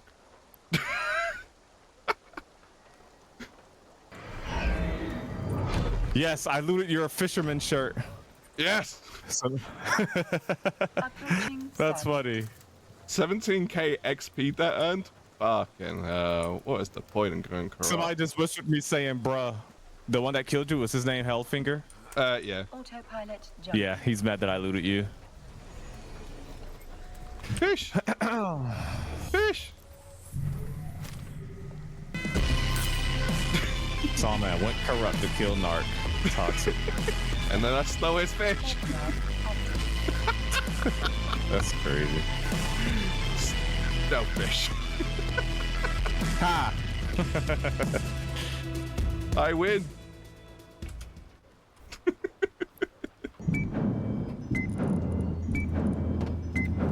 In the 3 hours that me and Nice hung out for, we didn't really find any decent PvP. There's no 2v2s, no groups, no 1v1s. It was just all very much scattered messes of people accidentally flagging or running away once they started to lose.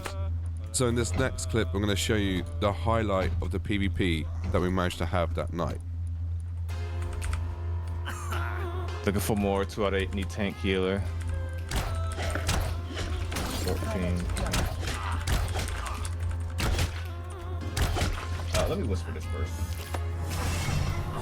He's gonna try and die to poison. What the hell is this? He just said newbie. He's talking trash to you. I wouldn't take that. Uh-oh, that guard's fighting somebody. What the hell? Yeah, for me. This guard hitting. Oh, that was you up there. Oh, I was like, whoa. Oh, you got legendary loot on you. At least it looks like. Throw it. Dang, this is in range of the Ember Spring. He's really trying to get me to hit him in front of his mate.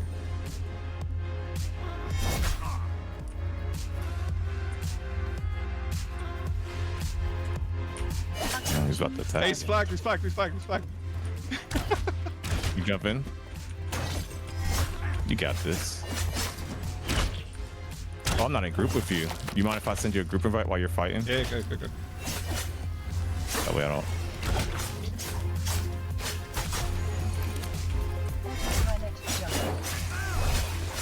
His mate's healing him.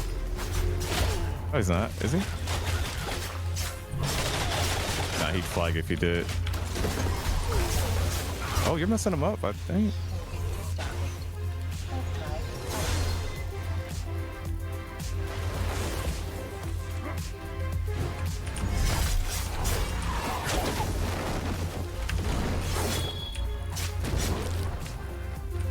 There you go.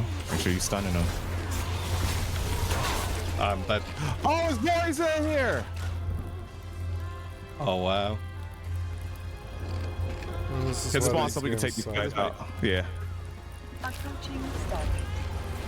I killed him.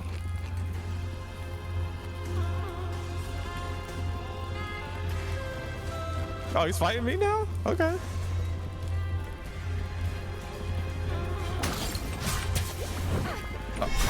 Oh, that's unfortunate, isn't it? Pulling the butt.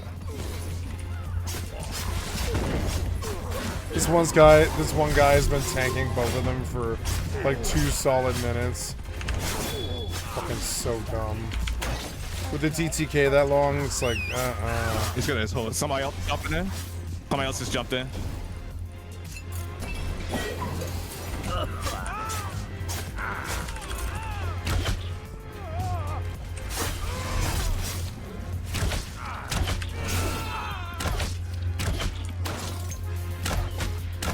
I'm fighting this mage over here.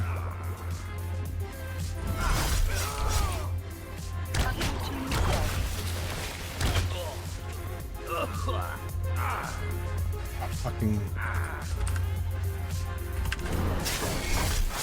killed him. Fuck you. Fuck you. I'm on this mage.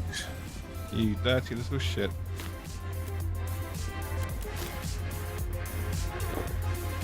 Oh, he's running. Bitch. Get fucked. Get fucked.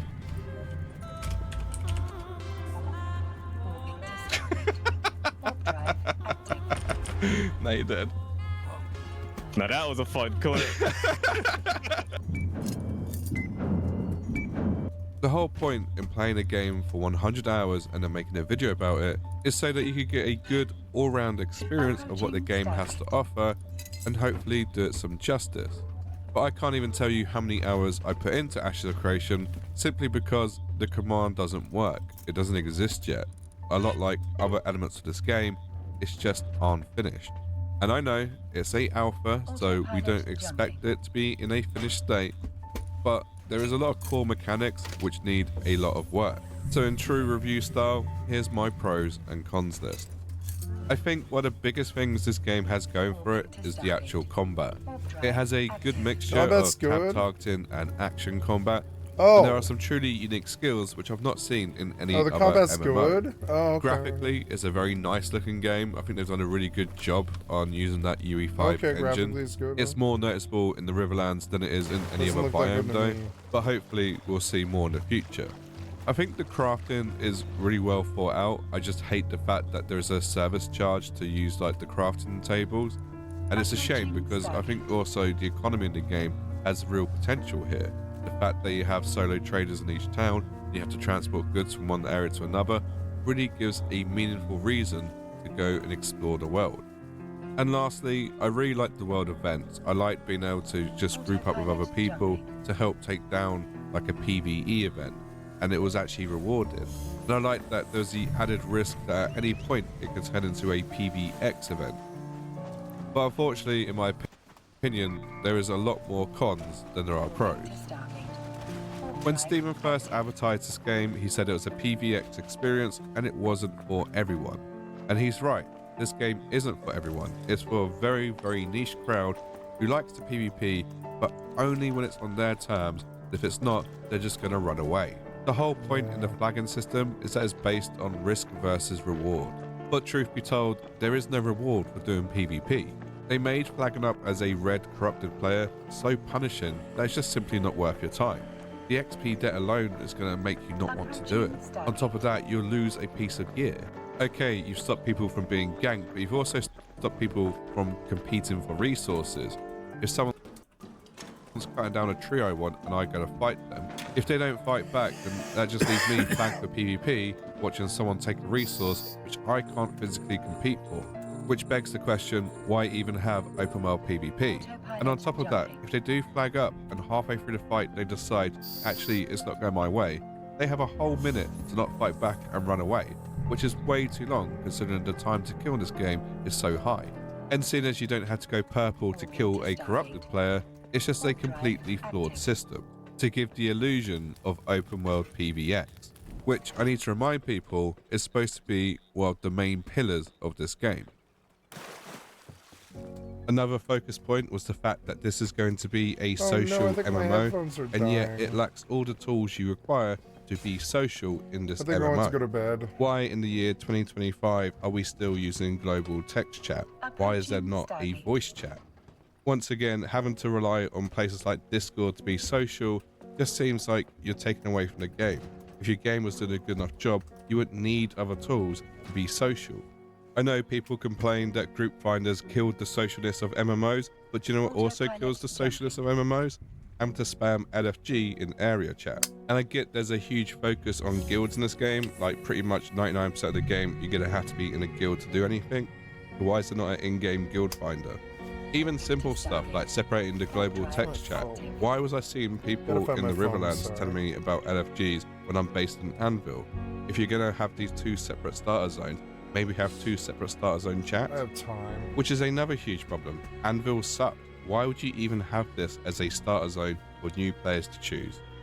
It was boring, it was bland, and all the mobs were blatantly copy and pasted without any thought process going into it. Even to this day, at the time of recording, the nodes are still in stage 2. No one's even bothering trying to level up the nodes. Sorry. I'll charge my headphones.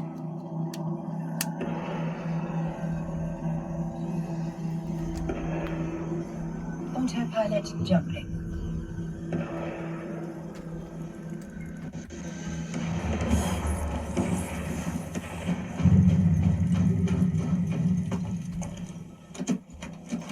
Warping to Stargate. Warp drive active.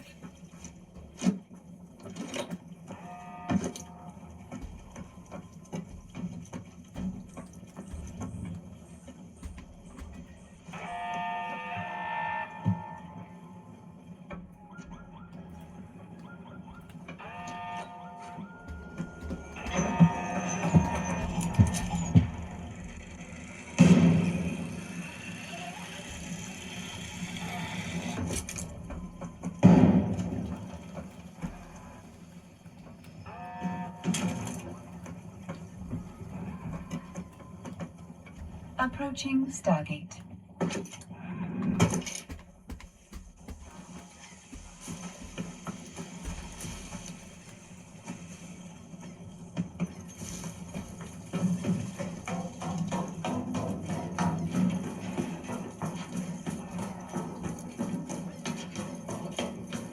Autopilot jumping.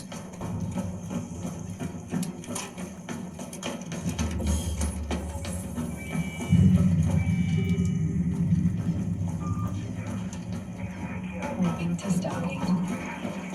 Drive active. Hello. I will extract peacefully.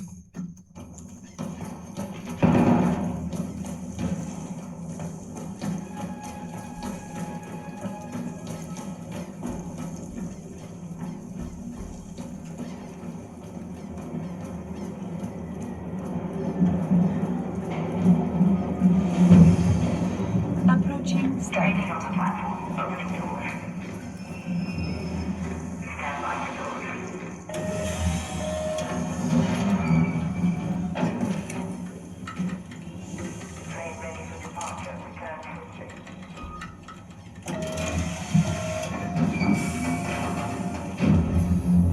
Nice. Autopilot jumping.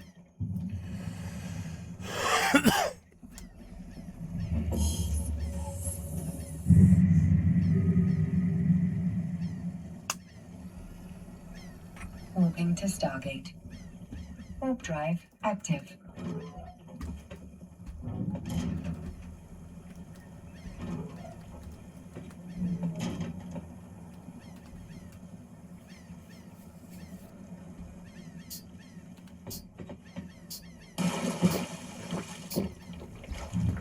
I can jump down into the water and it doesn't hurt me. That's cool.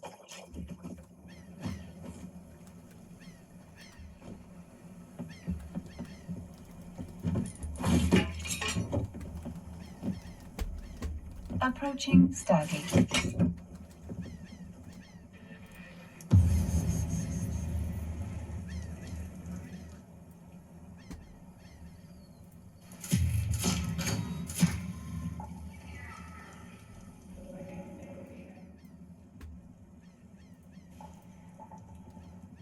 Autopilot jumping.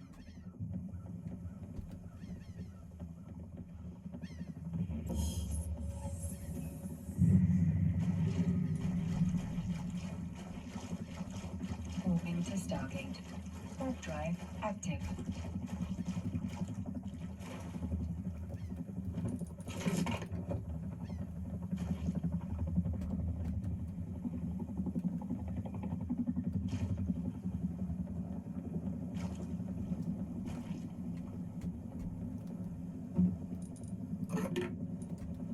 Approaching Stargate.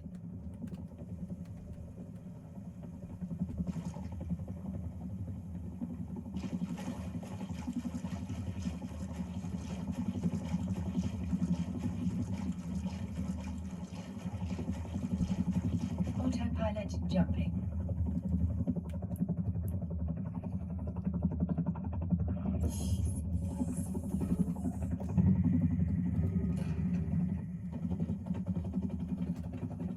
Moving to Stargate. Warp drive active.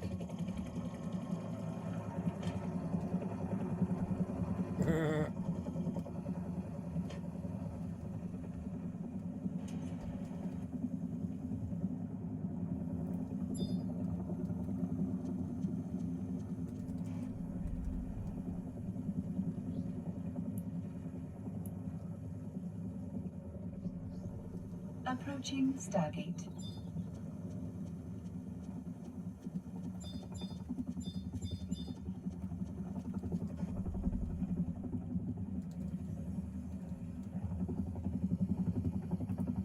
An anvil. The world building sucks. I have no idea to this day what even Autopilot behind this jumping. game, because every time I spoke to a investigator, I had to listen to some janky AI voice, and it still didn't really explain what was going on. And I know there is some sort of lore because there's these trees which are like a rip-off of Elden Ring.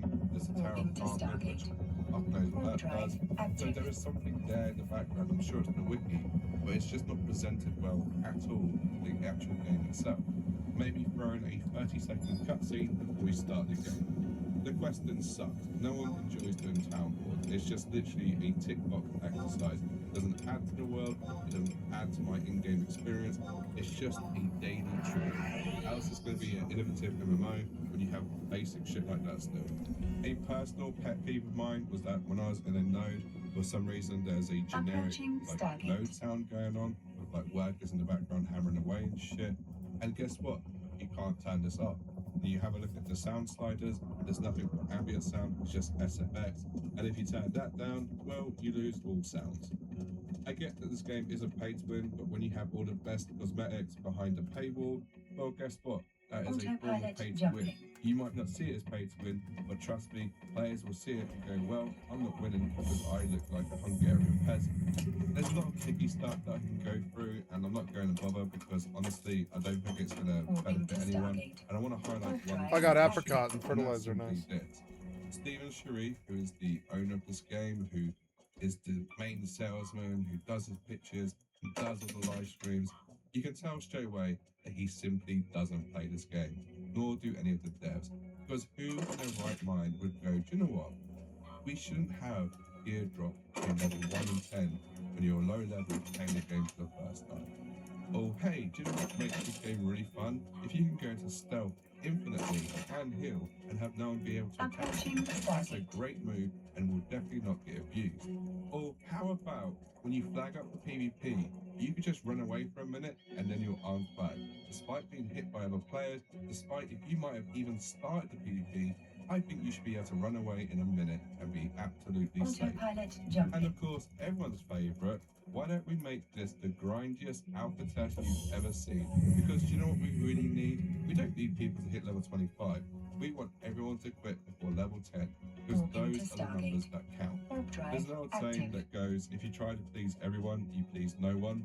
And I think in the case of Ashes of Creation, I don't even know who they're trying to please, because no one seems to be enjoying it. You'd have to be truly brainwashed to believe that there's nothing wrong with Ashes of Creation and it's the next big MMO. Those are my pros and cons, but there's still one question which needs to be answered, and that's simply, is the game a scam?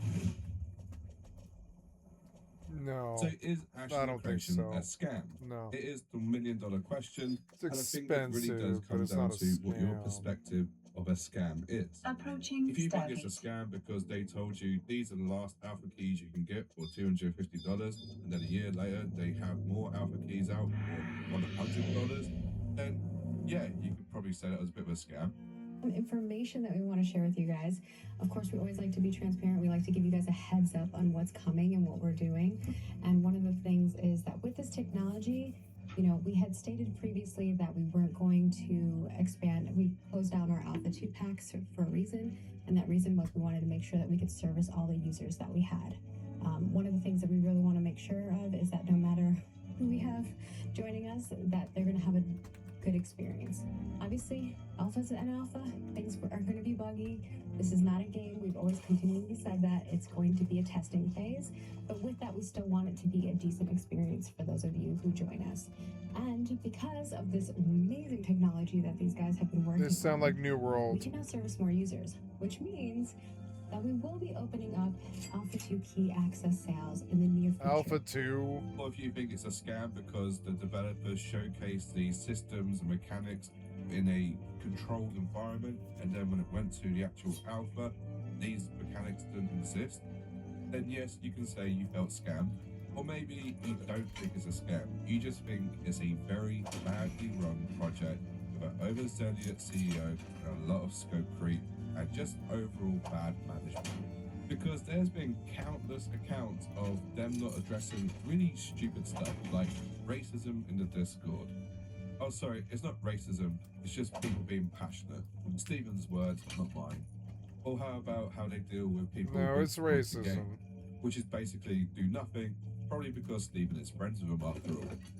I think it's up to you to make up your own mind as to whether the game is a scam or not. My personal opinion is that I was once a believer in this title, first time has gone on, I have more faith in Star Citizen coming out than I ever do Ashes of Creation. Wow, he I put think the more main faith in reason Star that Ashes of Citizen. Creation isn't on Steam and games like Pumpkin are is because Ashes of Creation. What was that? I think I saw a mini heli. Especially given the amount of money you have to pay to play. The only reason people do take it slightly seriously is because it is still an alpha. So therefore, apparently, it's immune to criticism because it can always improve. But that's just my humble opinion. I'd love to hear from you guys. Let me know in the comment section below. What do you guys think? And on that bombshell, I'm going to end the video there. I hope you appreciate the time and effort I put into the video. If you want to see more videos like this, by all means, leave a like, subscribe. And if you want to support me and my future endeavors, feel free to become a YouTube or Patreon member. You'll get access to the secret Discord and early previews of projects I'm working on. Anyway, that's enough from me. I'll catch you in the next one. Bye-bye.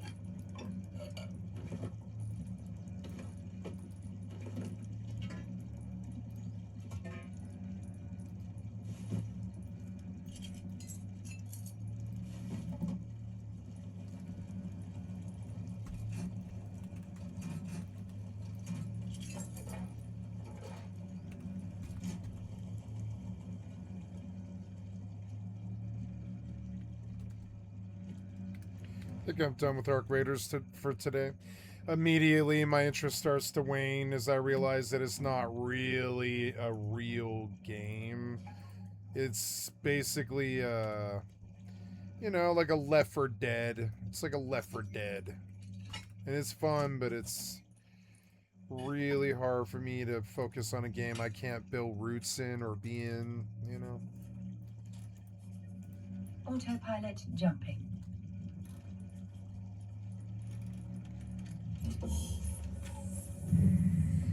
In its place, I will pop Mortal on.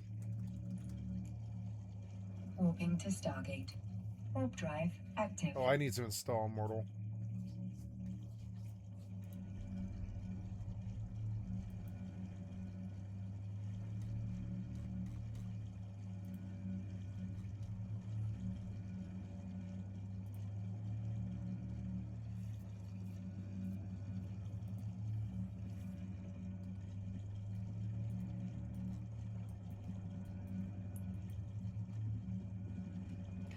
I will work on Mortal and Rust. I can't seem to get away from Mortal and Rust. These games aren't better than Mortal and Rust. I don't think Ark is better than Rust.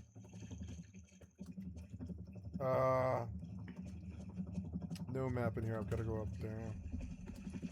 Will you shoot me? If he does, I'll just run in the hole. Autopilot jumping. Too late. Oh well.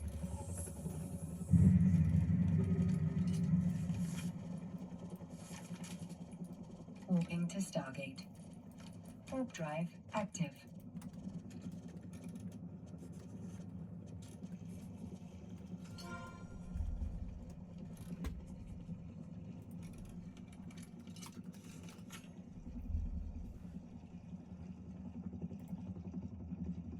I got some bad news for Amazon Game Studio. You guys know me. I like to meme around on devs and Throne Liberty and stuff in general, but this is actually really sad news because over 30,000 people have been laid off on Amazon, which is also affecting the game studios, which means that development for certain games is definitely going to simmer down. Probably going to have a lot more issues regarding certain games and development, and probably going to see way less communication from Amazon game studios in general. What does that mean for games like New World, Throne Liberty, Lost Ark, and the future games such as Lord of the Rings MMO? I'm going to be talking about this in this video, so let's just jump into it. So the people that don't know, yesterday or today, in a sweeping layoff, Amazon is getting rid of 30,000 people today, and they will in the future move more and more to replace them with AI. New World is feeling these layouts. Some people are already missing from the Discord, and artists are posting on Twitter talking about being laid off. We don't know the full extent of the layoff yet, but they're going out this morning. The Amazon employee subreddit is saying the entire Irvine AGS studio is gone. That is absolutely insane. That's the one that runs New World. And two, Amazon Game Studios job listings do not have the Irvine site listed. Also, the LinkedIn page is completely gone. So New World is very cooked right now, and the AGS LinkedIn page no longer exists. There's also articles if you guys want to check them out from Reuters, and we have several different articles, but basically we're talking about cutting and replacing them slowly with AI. Now, what we do know is New World just recently had a big update, and people have been really excited for the New World update. It's been doing really well.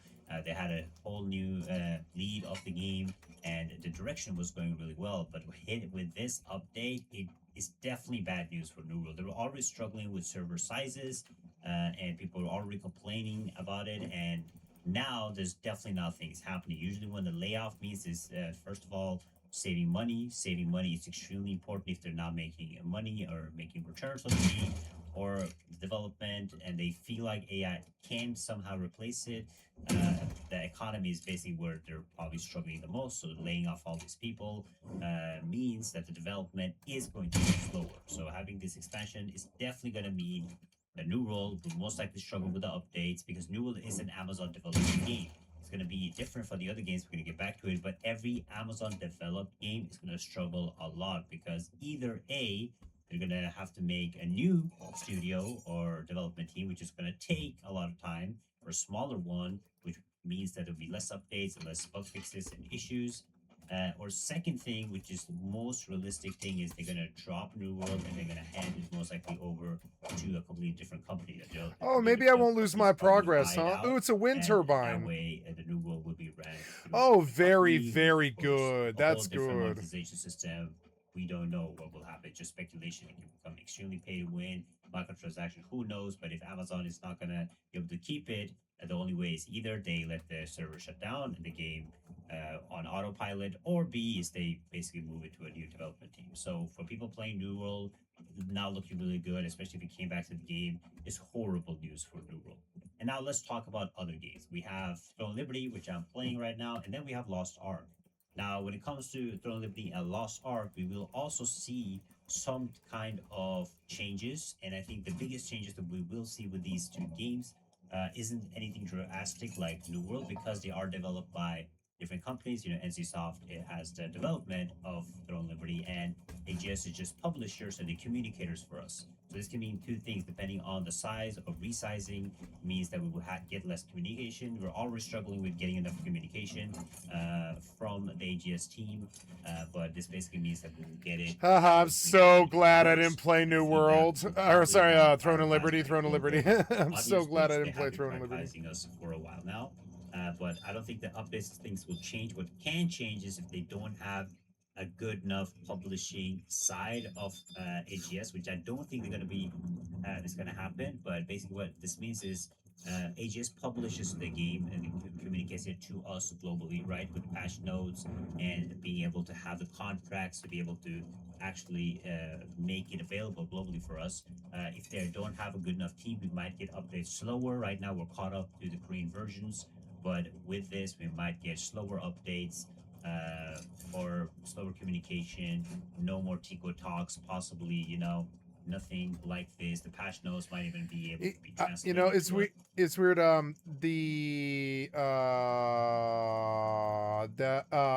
Arc Raiders, even in the menu, seriously bogged my system down. Like really, really bad. It's not that optimized of a client. It feels optimized when you play it, but it's not that optimized in terms of playing well with others. The minute that I turned it off, oh man, my client's playing way, way better now. I like Arc Raiders. I like what I played. I think I think it's gonna be a very seasonal game. And I'm glad I think it's good to just own it forever, and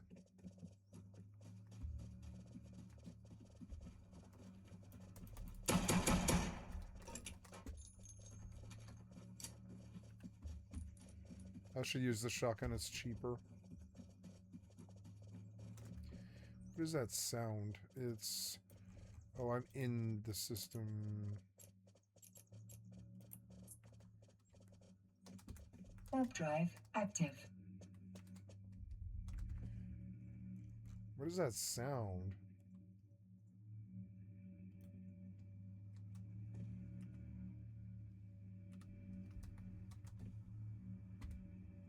It's probably the Heaven's Tower. It's Heaven's Tower.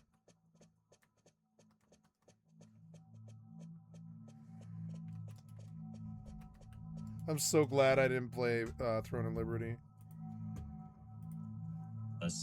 So that is the biggest problems that we're going to see with games like Throne and Liberty and possibly Lost Ark too. So the people that usually communicate with us, if they is a layoff regarding that, that's going to be the biggest problems. And if you guys are looking to give feedback and stuff to the game, I think that communication line between Amazon Game Studios and NCSoft is not going to be there. There's not going to be any employees to be able to take it there. So it's definitely going to affect every single game under Amazon Game Studios for sure, but it's not going to be as impacted because again, the main development team is still not Amazon Games when it comes to Throne Liberty and Lost Ark and stuff.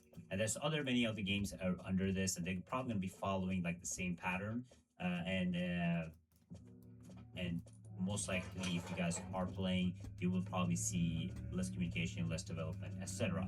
Now we got to talk about the future projects, because Amazon Game Studios does have future projects. Oh, I could have just teleported up here. I forgot. When it comes to future projects, if the game has pure development by AGS, like the Lord of the Rings MMO, it's just gone. I'm gonna be honest, guys. Lord of the Rings MMO, it's not gonna be coming unless they gonna give it to a different company or whatever. It is definitely getting canceled. I don't see Lord of the Rings MMO being able to be developed. They cut down insane amount of development, and they're going to be doing more layoffs. AI is not ready to be caught up yet, in my opinion. So either this game is going to be delayed for 6, 7, 8 years plus, or even 10 years, or is they definitely going to cancel it. Anything else within the development that AGS is responsible for is most going to get canceled. Very rare.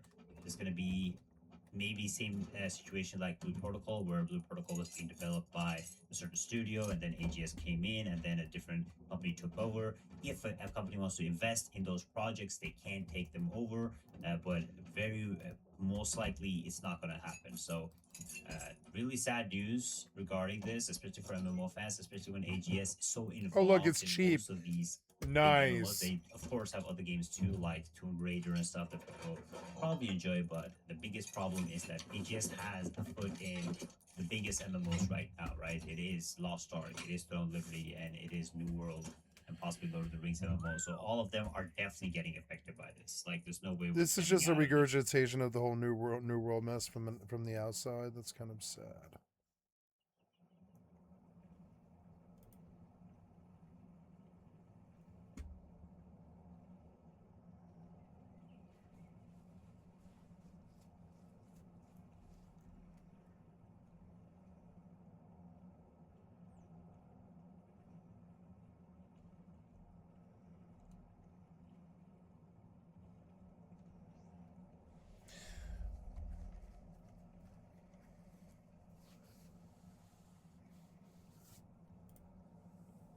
What's up, guys and gals? Welcome back to the Nerd Castle. Today in the world of indie games, we've actually been really fortunate this last week or so. We've had 2 Kenshi-style sandboxes, the first being City 20, which put no expectations on you and just lets you be in an open world, being a salvager or a scrapper or whatever you want to be inside that game world. A lot of fun. Had a great time with it. Still have not had a chance to actually binge out on it in my free time due to my backlog being so large. And now we've got another one, Valorborn, which is actually trying to be more like Kenshi than City 20. So City 20 is like Kenshi in the respect that you can do whatever you want and there's no quests, there's no main storyline, it's just you existing inside of this world and kind of getting wealthier and stronger and more connected. Valorborn is actually a lot more like Kenshi in the respect that you are a character in a living open world, but it's a medieval world this time around. So Kenshi is post-apocalyptic and kind of has that 6-string samurai thing going on. Valorborn is much more to kind of like the fantasy medieval direction where there's no quests, no expectations from what I understand. And so I'm excited to check this out here today. We're going to play for as long as it takes until I feel like I've gotten the game across. Very excited about this one. Hopefully it doesn't turn out to be disappointing. But if after watching this you wanted to check the game out, I've got a link for you down below in the description where you can get Valorborn right this second. They have a demo up. You can go play the exact same one that I'm playing right now. And then of course you'll find a bunch of other fun Nerd Castle links down there just in case you wanted to give them the old click. So let's go ahead and start off a new game, shall we? So on opening, we do have a number of different customization options that we can do when it comes to designing our character. I've gone ahead and just taken care of it so that my character is all ready to roll. Inside the context of the current demo, it looks like we can either be a poacher or we can be a former soldier. Don't really have a choice outside of that, so I just went with the former soldier because it never hurts to be a little bit tougher, be a little bit stronger, and maybe have some one-handed sword skill just in case we come under attack at some point. But you are able to customize a lot of things. I mean, they've got sliders all over the place. They've got body sliders. You can do what you want with it. But for right now, I'm already ready to go. And so I've already played around with everything they have inside of here, and I have found it to be good enough. They probably need some more hairstyles. They probably need some more facial hairstyles. But for a demo, they're in a good spot. I mean, most demos that I play, there's like 3 presets, and that's all that you get. So let's see what this sandbox has waiting for us. Alright, well here we are. It looks like we've arrived on the edge of some kind of dock or something else like that, and we've got one character over here who we can command to move around. The game does have entirely too much motion blur right now, so I may try to track down a way to get rid of that because nobody has ever desired motion blur in the history of gaming. I'll be honest with you, I don't know why they put it inside. I think it's just to smooth out the frame rates and make it look smoother on like consoles or whatever. But we are not console gamers. We are PC gamers. So inside this chest over here, it looks like we've got a cut axe. I feel like every axe is a cut axe, unless it's not a very good axe. We've got a dagger right there, just in case we got a Shiva bitch, so that's good. It looks like we've got some money, so 24 bucks right there, sitting inside the chest, which will be nice. Unfortunately, the text right there, gonna need to be changed around a little bit. That's basically indecipherably small. For right now, though, it doesn't really matter. I suppose I can always mouse over it when I need to figure out how much cash I have. Actually, it says total coin right there, so we're good to go on that front. Will it stack up with that too? The numbers right there are a lot more acceptable in size. And then we've got some fiber. Just keep things nice and regular. Okay, so with the fibers, it looks like it's probably jute or something like that that we can turn into twine or yarn or whatever else. We've started out with a gambeson, which is good. We've got some kind of functional armor. We got thorn shade boots, which give us a little bit of dodge. They give us like a little bit of physical defense. We've got some shadow-bound gloves. We've got some thorn shade trousers. We're already rocking like the heavy metal leather pants out here, getting our Judas Priest on. Okay, well, what do we do now? I suppose that's always the question inside a game like this that's a sandbox. I'll zoom out for a minute and let me just kind of like scan around and see if I can find anything in the game world that looks encouraging or like a place that, yeah, this guy right here, that'll do right there. That's exactly what I was looking for. He's got like a little orb over the top of his head too, so maybe he's got something interesting and or pertinent to let us know. Let's chat this guy up and see what happens. Maybe it'll be okay. Hey, what are you doing here? Move along. Why are you so tense? I'm trying to live far from that cursed Pebble Wharf and its folk. Why do you hate it? Those bastards took my work and my home. They say I dealt in poached hides. They should judge the craft before they spit. Who in that damn village even buys proper clothes? Did they think I was getting rich? Anyways, Rotten Apprentice ratted me out and they seized everything and threw me out, so here I am. Okay, well, like, what's your trade? I used to be a tailor and a skilled one at that, but clearly my work was wasted on those villagers. Okay. We did have the option to have this guy join our crew, and so we could get more guys, just like in Kenshi, just in case we wanted to roll around in, like, a maximum strength medieval squad. But, like, you know, let's feel out the game first before I've got to figure out, you know, how many people I'm going to bring on. I also don't even know what, like, eating or anything else is going to look like right now inside the game. Well, first things first, it looks like we can alternate between a couple of modes here. There's also a big-ass crafting menu right here where you can actually build, like, buildings and little workshops and things of that. It's not my style. They're all Kenshi likes. Gals, welcome back to the Nerd Castle. Today in the world of indie games, we're going to be playing around with a title called City 20.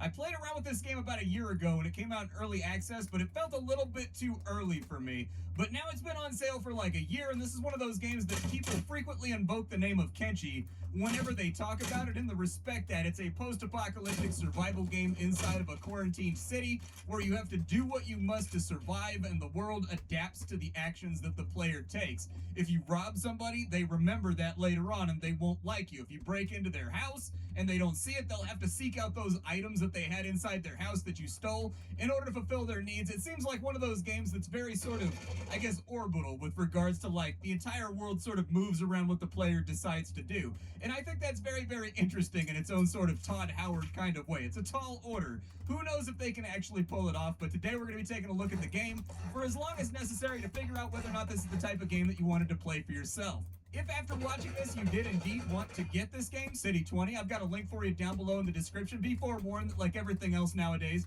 it is in early access, but you'll also be able to find a bunch of other Nerd Castle links down there listed with the game link before we get started, just in case you wanted to hang out with me a little bit more on other mediums. But let's go ahead and start the game off. We'll start a new city, and do you want to play through the tutorial section? Sure, why not? Let's go ahead and give it a go. Alright, so here we are, a little guy in a hazmat suit that's apparently prepping himself. Here we go, there's no way back now. I have to find a way out of here. Alright, we can smash down the door, so let's go ahead and test out our old kicking skills, see how much Muay Thai we've done over the course of our life. Seems like the door's sturdier than expected, but hey, we got it open. We can look around, we can vault over this bad boy right here. There's, what is that? A screwdriver? Alright, I'm gonna take the screwdriver, and then we can press E to draw it. Alright, so I've got my Scroogey out right now, and this right here looks like there's a busted door console that needs 2 of something and 2 of something. There's only one other thing lit up over here, this computer, so I will go ahead and try to salvage it and see what crafting materials we ultimately get out of this bad boy. Probably, knowing video games, exactly what we need to fix the door. It looks like we've got electrical parts. Okay, what were the other parts in there? Were they just like scrap parts? Scrap metal. Okay, we'll pick up everything. I don't know what our inventory space is going to look like right now, but I'm going to pick up everything for the future just in case we end up needing it. Our inventory listed right here. Okay, so we've got ourselves on a hazmat jacket, hazmat pants, basically the whole hazmat outfit at the moment, trying to keep ourselves safe from whatever the hazards might be inside of this place. Let's fix this door panel, see if we can get this thing slid on open Star Trek style. Alright, and then it looks like we can actually sabotage the thing too, which sort of implies gameplay mechanics from later. Alright, not in the realm of sabotage right now. What's going on this way? A tool is needed in order to get into the freight elevator door. Alright, well, let's take a look around and see what we've got going on. The mallet break free with every strike. Oh, it actually taught me a blueprint. Okay, so we got some scrap wood over here. Let's pick that up. It looks like we've got more scrap wood on that side, more scrap wood right there. And then we can go to our blueprint section on our inventory and just kind of see what falls. I skipped it. Beech nuts edible? I don't know if beech nuts are edible, man. Inside of here, there's all kinds of goodies in the container depot. Looks like I can break into stuff. I can also toggle the power off and on. That's kind of interesting. I'll take the metal to, yeah, take everything that isn't, like, bolted down. I feel like we're probably gonna need a lot more stuff than we currently have on us. There's some cloth, that'll work. And we've got an empty bottle, and it looks like we've got some components. Sure, I'll take it all. I don't know if I'm gonna smash everything up just yet in order to make, like, my basic crafting tools, because looking at the crafting list, it looked like we had all kinds of random stuff on there, like axes, pickaxes, things of that nature. Some cigarettes might be good for a currency. I'll take that. Give me the spray can too. I bet that breaks down into scrap metal. Can I smash these? Yeah, it gave me scrap metal. Hell yeah, that's what I'm looking for right there. Okay, break down everything that we've got in this area, and I guess we're just going to be like a trash scavenger from now on. That will be our life moving forward. What is that, just cigarettes? It has calming effects. Yeah, I was actually thinking of it more like I could trade that to somebody to get something that I need. Goga lives here. Knock on his door. Goga! Get out here, bro. I got your stopwatch. Goga, you punk ass. Get out here, you abducting little bastard. Well, I asked around about Goga, and nobody knows where he's at right now. I can only make the drastic assumption that he will return to his home at some point, and that there he is, dude. Goga, you changed clothes, dude. That's why I didn't recognize you. Goga over here apparently fashionable. He's got all kinds of like backup outfits and stuff that he's using to hide from me. Yo, you, come here. Give you the stopwatch. Looks like you can handle an errand without getting yourself whacked. Good to know. All right, and thanks and all that polite rubbish. Take this. He gave me a watch. Okay. Wait, you got anything else for me to do? Hold on, bro. Come back. I'm gonna ask about you, and then I don't really want like your full biography. What's your job? Listen, I don't mean to be rude or anything, but that's just a moronic question. It just is. Do you expect me to apply to, do you have a job? I mean, look around you. Okay, that's fair enough. We're living in the middle of a trash heap, so I guess that kind of makes sense. I've been here for quite a while, believe me, yet somehow I might be one of the few who even today is exactly the man he was before this place sank. I'm weirding you out a bit, huh? Yeah, I can be cryptic at times. Let's say that in a way I'm an original sort of guy. Okay, what's up with Felipa? She's a piece of work, all right. She's also one of the smartest, sharpest brains I've ever known. We go back a long time, me and her. We could never stand each other. She decided to involve herself in the madness of the city. I didn't. I respect her, but the way I see it, she's betting on failure. Okay. I don't suppose... Can you trade anything? What do you have right now? For 17 IP, I can get food. Food would be good. I would like food, but I don't have the 17 IP. Is there anything in here that you want to buy? I will give you that. Oh, he has wishes down here. He wants cutting tools, an analog camera, barley, tomatoes.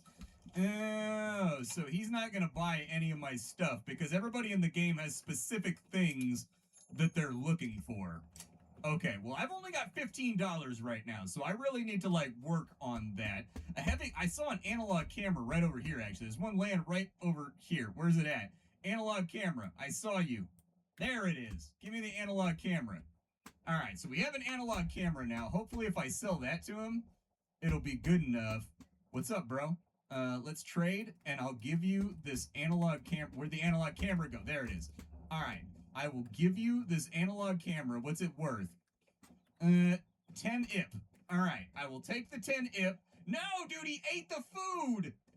Oh, you little bastard. I don't know where to get food from, bro. I'm brand new here. I'm starving to death. You just dropped me in the middle of a scrap heap, in the middle of a tetanus jungle, and then you're expecting me to survive? Why'd you even rescue me, bro? All right, let me see if I can find somebody else to trade with. Like, if I can find somebody to trade with. We just made a little bit of money supplying somebody's needs, and so I get the feeling that this is very much like a scavenging, foraging type game, where you just gotta kind of like figure it out for yourself. The good news is, I like sandboxes like this where nobody tells me anything. They just drop me into the middle of the shit, and then I've got to like figure it out. This is the type of gameplay that I actually personally tend to really, really enjoy. And so, first things first, let's make ourselves some tools inside of our flat. So like inside of our house right now, what kind of stuff can I make? So I can make handles. That's not too bad. Let's just make a handle real quick. And now that I've got the handle taken care of, let's scrap out a bunch more of this wood. All right, the wood has been scrapped out. What kind of things can I make? So I can make a hoe. I need chicory in order to make an axe. Okay, and that's a heavy cutting tool, which is one of the things that he wanted. As far as a bed goes, like, how hard is that to make? I need planks for that. You must be the owner to build here. I thought I was the owner. He said that this was like my spot, right? It's 75 bucks, actually, to live here. So he was just pointing out that the place is for sale. Okay, let's figure out what we want to do here. Hey, I found chicory. That's good. So we got like little chicory plants laying down on the ground right here. Sick, dude. Let me chicory it up, dude. Yeah, just chick to Maloo. There we go. And then like, can we pick up the dandelions or anything? Looks like foraging may actually be a real option here. What's up with this mushroom? Oh, it's a chanterelle. Those are edible, dude. I know chanterelles. What actions can I do? Eat it? Okay. It made my meter move a little.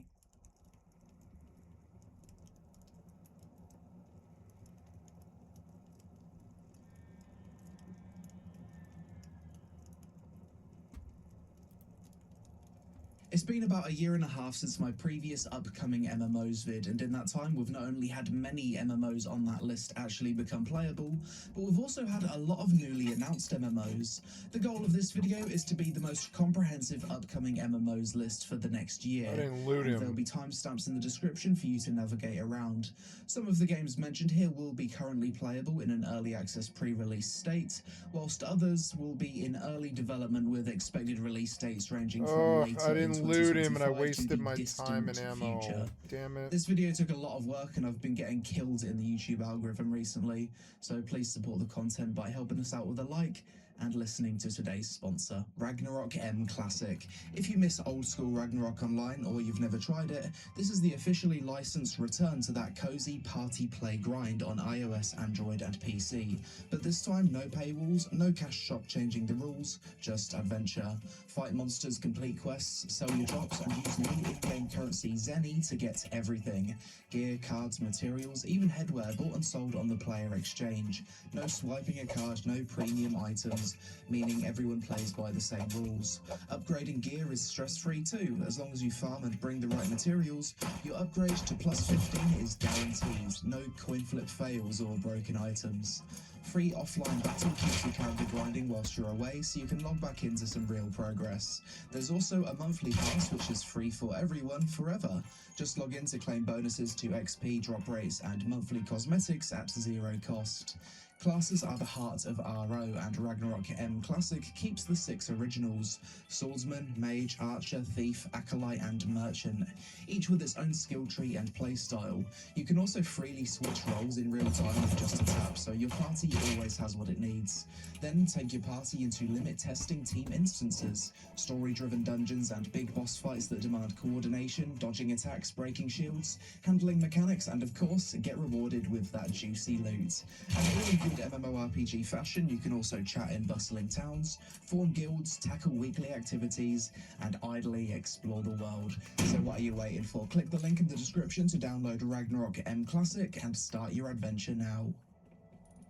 Chrono Odyssey is an upcoming dark fantasy Korean MMORPG developed by Chrono Studio and published globally by Kakao Games. This is a full open-world MMO with an action combat system.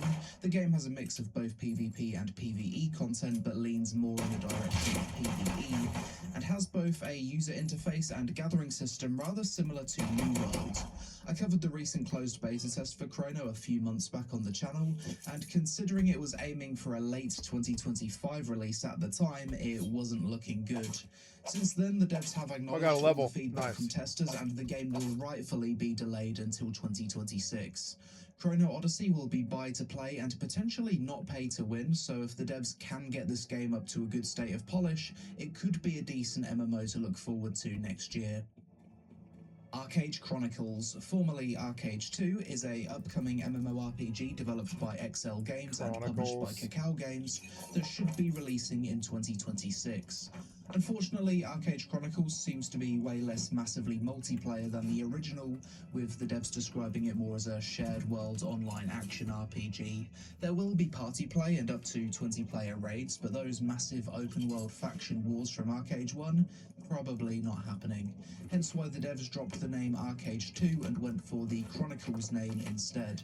As for features, expect player housing, dungeons, life skills, arena PvP, a big focus on narrative and storytelling, as well as an action combat system. Arcade Chronicles is another Unreal Engine 5 MMO, and for me personally, I think the success of this one rests entirely on how good the combat is, considering the lack of a focus on the massively multiplayer world. Aeon 2 is an upcoming high fantasy MMORPG made in Unreal Engine 5 that will be releasing in Korea and Taiwan Q4 2025, with a global release mid-2026. Aeon 2 has been in development for 7 years now, and despite being cross-platform on both PC and mobile, it does seem like Aeon 2 is more PC-focused. The game will feature a mix of both PvP and PvE content, including Realm vs. Realm, open-world PvP, dungeons, raids, solo PvE content, and of course the iconic angelic wings and the ability to fly absolutely everywhere. Aeon 2 recently shared some actual gameplay, and the game is looking a lot better than I expected. I covered it in a recent vid, so go check that out if you want to know more. The biggest risks to Aeon 2 being a successful failure, in my opinion, will be the monetization, as with every Korean MMO. Blue Protocol Star Resonance. Now, this is different to the Japanese Blue Protocol by Bandai Namco, which was shut down in January 2025. A Tencent-backed developer purchased the rights to Blue Protocol, made a bunch of changes, improved the combat, changed the core gameplay loop, and it will be releasing globally in 2025 as a Blue Protocol Star Resonance. Features-wise, the game is entirely PvE-focused, no PvP. It's got life skills, social activities, a story-driven linear MSQ similar to Final Fantasy XIV, PvE dungeons, solo challenges, and world bosses for up to 20 players. Monetization-wise, it's free-to-play with cosmetic gacha and a battle pass. It also features quite a fun movement system with some crazy air jumping mechanics. Soulframe by Digital Extremes, the same developers as well. I'm looking forward to Soulframe. MMO, but more of a co-op RPG/MMO light. It's a game most MMO players will likely enjoy though, due to it having a satisfying action combat system, top-tier audio design, nice visuals, and a unique world and theme to explore. I played and covered the Soulframe alpha on my channel earlier this year and actually had a lot of fun with it. The game is likely to release late 2025 or early 2026, and this is a game that I think has a high likelihood of actually being good, so keep this one on your radar. Soulframe is the one I'm hoping for now. Ashes of Creation is probably one of the most ambitious MMOs currently in development, with its main selling point being its node system, where cities and towns dynamically evolve depending on Ashes what the could be players on cool, the server but are I don't doing. think it's This is a true that type of MMORPG with thousands of players per server and a huge mix of both PvP, PvE, and casual content. It also falls more into the Sand Park MMO category, which blends both Sandbox and theme park elements. Ashes of Creation has been playable in its Alpha 2 state since October 25th, 2024, and has recently transitioned to its Alpha 2 Phase 3 stage, where the game will have 24/7 uptime. As for a full release, no official date yet, but I estimate sometime in 2027.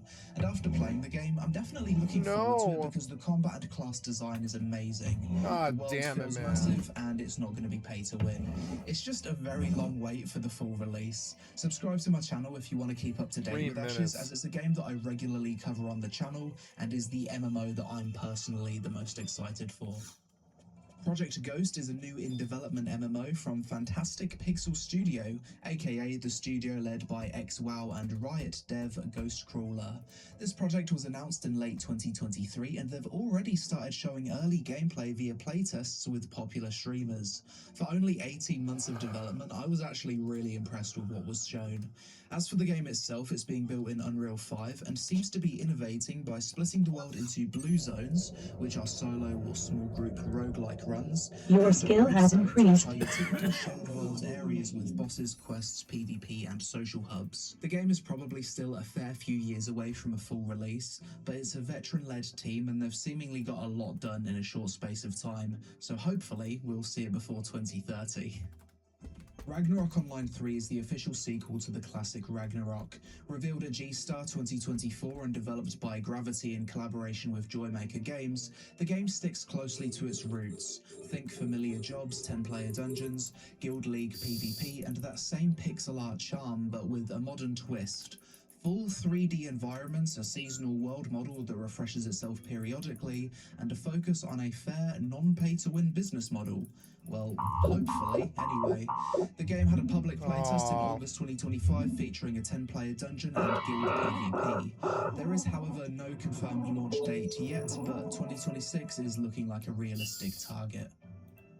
Bellatorus is an upcoming PC-only medieval MMORPG by Korean developer NU. This game's already been in development for 7 years. It's being made in Unreal 5 and drops typical leveling and classes for a mastery-based progression system, letting you develop combat or crafting specializations as you go. The world revolves around 5 noble houses in a constant state of political strife. PvP wars, crafting, and regional control are a big part of this game. The game is action combat with weapon switching, dodging, stamina management, and loot only comes from crafting or trade, not monsters.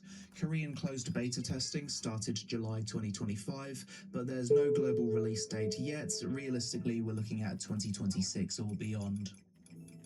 The Riot MMO has been in development since 2020, but after hitting a creative roadblock, they reset the project in early 2024, with Riot's co-founder Mark Merrill stating the team would be going dark for several years. At Worlds 2024, Riot said the MMO is still alive and that the team now has a strong direction. Recent job listings suggest internal work is still ongoing, but we're likely still years away from this one and probably won't see anything public before 2027.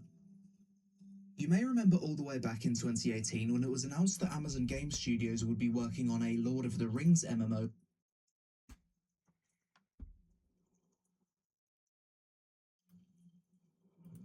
Veteran Jack Emmett and BRB, I'm gonna get some to eat.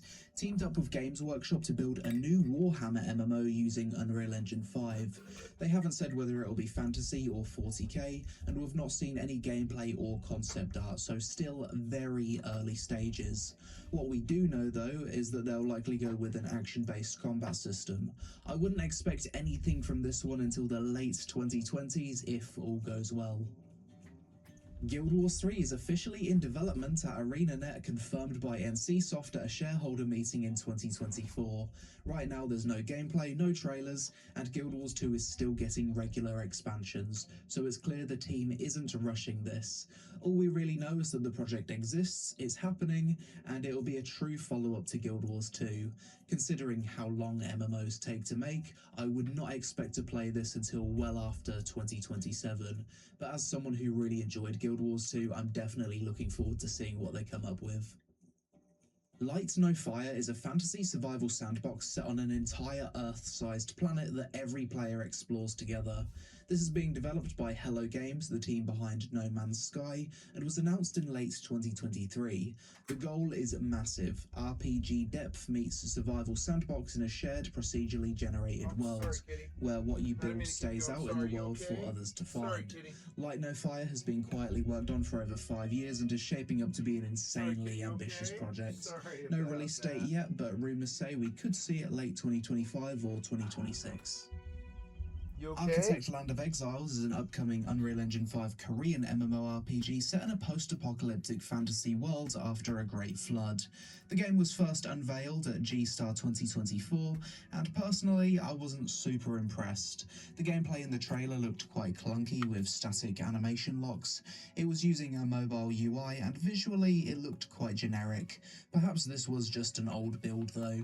Design-wise, the game is aiming to offer a high-freedom open-world experience without fast travel, encouraging players to explore on foot or with mounts and wings. It's got an action combat system, 5 classes so far, and is eyeing a 2025 release in Korea, with a Western release coming later on. Where Winds Meet is releasing globally on November 14th, 2025, and is a game split into 2 modes, the MMO mode and the single-player mode. It's looking like the MMO mode will be light on the massively multiplayer aspect come global launch initially, but Where Winds Meet already released in China in December 2024, and now has many more MMO elements with up to 1,000 players in the open world, and things like 50 vs 50 guild vs guild battles. After playing the beta of Where Winds Meet, I was genuinely impressed by the sheer scope of this game. Giant open world, action combat, too many features to even list, and it deserves a spot on this list because it's highly likely to evolve its MMO portion to mimic the features currently present in the Chinese version. Oh, and the game also doesn't appear to be pay to win, instead going for the free-to-play plus cosmetic gacha and battle pass approach to monetization. Stars Reach is the new sandbox sci-fi MMO from Ralph Costa, the guy behind Ultima Online and Star Wars Galaxies.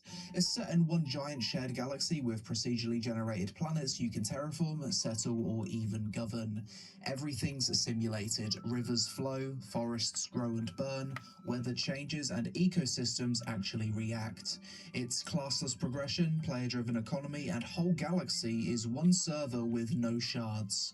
They funded the Kickstarter in under an hour back in February 2025, and it's already playable in pre-alpha for early backers. Full early access is expected late 2025, with launch planned for 2026. Apogea. This is basically a 3D spiritual successor to Tibia and is being made by an indie team of Tibia fans. I covered the Apogea playtest earlier this year and the comments were super positive, with many viewers intrigued from what was shown. It's a passion project and modern take on the classic MMO with charming graphics, a rotatable top-down camera, player housing, and Tibia-style design without hand-holding where you actually need to type to NPCs to figure things out for yourself. The game's had a few playtests, and I was personally quite impressed by it. I'd expect this one to release early 2026, so put this on your wish list if you're an ex-Tibia player. Anvil Empires. Now this game looks really cool and has a high chance of success because it's basically the medieval version of the online war MMORPG Foxhole by the same development team. Foxhole was a big success and I've always wanted a medieval version of that, which is exactly what Anvil Empires is. Every soldier and villager in this game is a real player. The game can support up to 1,000 players in a single siege, and a recent public demo pulled in over 12,000 players. Development is still pre-alpha, but we should see this one arrive to Steam Early Access late 2025 I don't like the camera. or early 2026. Oh, kitty. Dracantos is a free-to-play, hero-based pixel art MMORPG that I recently covered on the channel with its first closed beta. Since then, the game has gone through some big gameplay improvements to address the feedback from players regarding slow combat and clunky movement. It's already looking a lot better than when I played it. Dracantos features 3-player co-op dungeons, player hubs that give you that MMO vibe, and a charming open world to explore as well as side quests and an MSQ. I'd expect a release from this one late 2025 to early 2026. Formerly known as Evercraft, Adrulian Online Adventures is basically what you'd get if EverQuest got reimagined with Minecraft-style voxels. Built by a tiny American team called Hidden Tree, it's all about classic MMO feels. Think group quests, crafting, races, classes, and lore-driven exploration wrapped in a voxel art style. They've already ran a few tests, with a recent one in July reaching 1,100 concurrent players in the first 30 minutes. Hightail may have gotten cancelled this year, but maybe this one can fill the void. No launch date yet, but it doesn't look too far away from release. Vindictus Defying Fate. Not really an MMO, but it does have light multiplayer elements with 4-player co-op and player hub areas. The original Vindictus wasn't exactly massively multiplayer, yet many MMO fans, including myself, enjoyed it, hence why it's included on this list. Defying Fate transformed the theme and world of Vindictus into a Souls-like action RPG built from scratch in Unreal 5. The game's already had a few test phases and a lot of people are praising the combat. No release date yet, but I'd expect to see this one sometime in 2026 or 2027 at the latest. Sword of Justice Global. Before you write this one off, this is the #1 most popular MMO in China, and I know you're not going to believe this, but it's not pay to win according to every source I can find. From the reviews and feedback, it's said to be one of the fairest big budget Chinese MMOs to date, with a cash shop comparable to Guild Wars 2. From doing some research, it seems like China is actually clamping down on pay-to-win games via government regulations, so that's good to see. Gameplay-wise, Sword of Justice Global is open-world wuxia-themed with a flashy hybrid combat system. It's cross-platform on both mobile and PC. The PC version will have a more PC-style UI, and it's basically got all the MMO features you'd expect.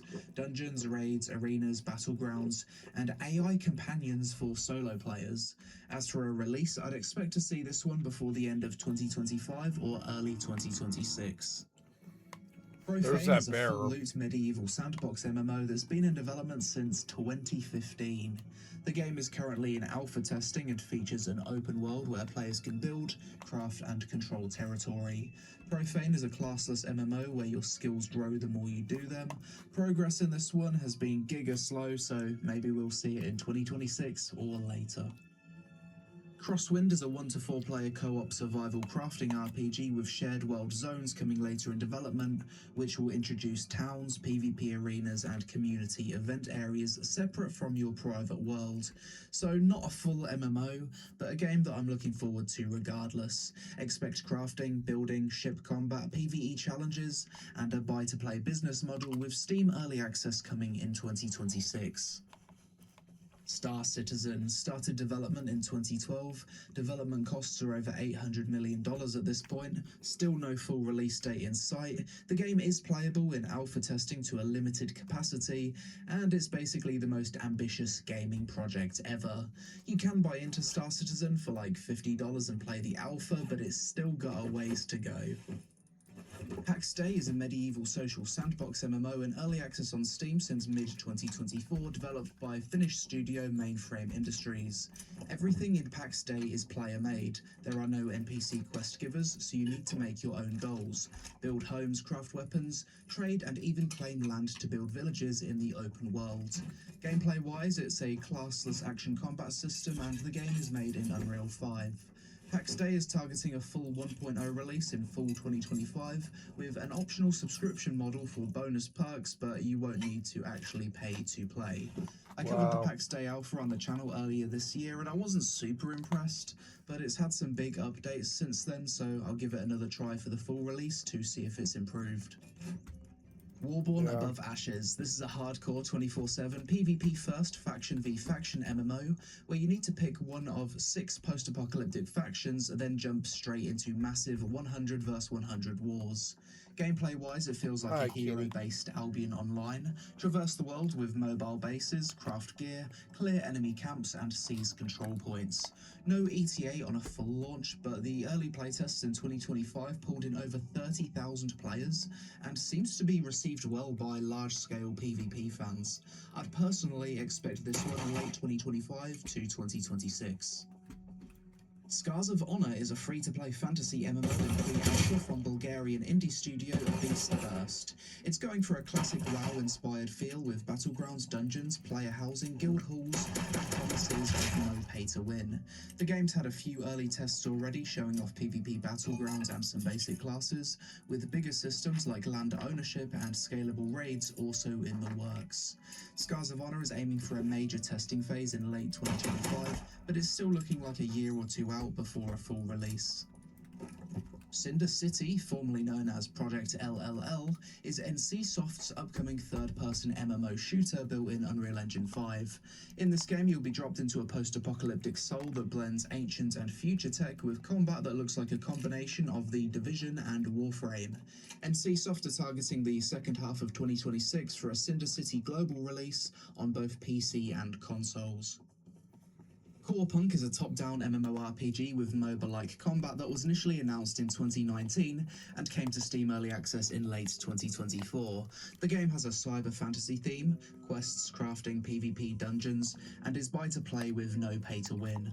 I covered Core Punk during the initial Early Access release and didn't enjoy it too much. However, in 2025 it's had a lot of updates that have addressed feedback by the player base.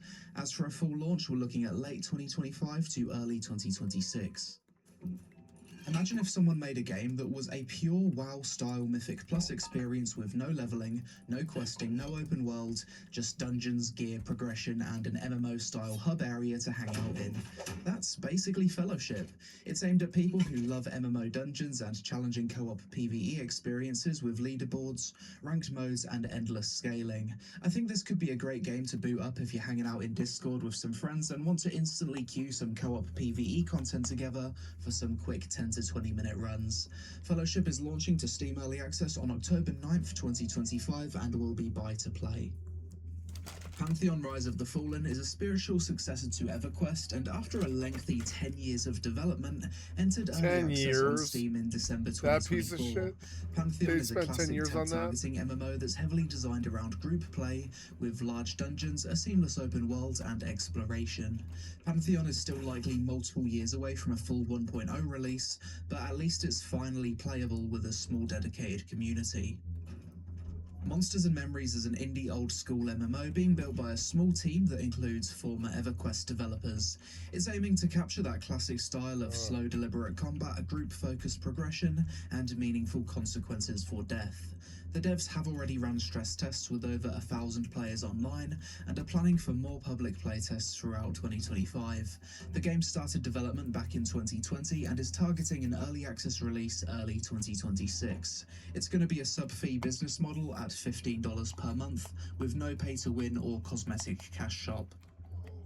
Spawn World, an Unreal Engine 5 full loot PvPvE sandbox MMO by a small indie team that includes ex-Blizzard and Darkfall devs. Combat is aiming to be fast and skill-based, no levels or classes, players can build settlements, partake in large-scale territory wars, and the game will also feature procedural NPC factions powered by AI that respond with dynamic behavior. Still early days on this one, but Steam Early Access is scheduled for Q3 2026. Looking at the early trailer, I wasn't too hopeful for this one, but seeing it's made by actual experienced devs that seem to be taking advantage of the latest tech, maybe it'll be a pleasant surprise. Brighter Shores, free-to-play MMO in early access by Andrew Gower, one of the guys behind RuneScape. It's a point-and-click adventure in a rune-based fantasy world featuring story-driven quests and RuneScape-style skilling. I tried this game when it first came to early access. I didn't really like it, but there's been some big updates addressing player feedback since then, so perhaps it's worth a revisit for the full release, which is likely to be second half of 2026. Eternal Tombs, previously known as War of Dragnaroks, is a sandbox fantasy MMO from Triune Studios that's taking a very unique approach to MMO design, with live dungeon masters actively shaping the world. They've been running pre-alpha tests for a few years now, with thousands jumping in, and the game's currently polishing up its combat and UI to gear up for more public tests around October 2025. This one's aiming straight for a full launch without early access, so expect it sometime in 2026 or a bit later. Legendarium Online is an indie sandbox MMO from a small Ukrainian studio. It's full loot PvP, there are no levels or classes, and progression comes from about 140 different skills that you can mix and match. Features include housing, sailing, and non-target action combat. The game is still in pre-alpha with small playtests already held, so maybe we'll see this one come to early access in 2026. Past Fate is an open-world medieval fantasy MMO from Finnish indie studio Icy North Games. It's aiming for a sandbox experience with both PvE and PvP, featuring dungeons, naval combat, multiple factions to join, mounts, housing, crafting, and large-scale battles. The game is classless with progression tied to the skills you use.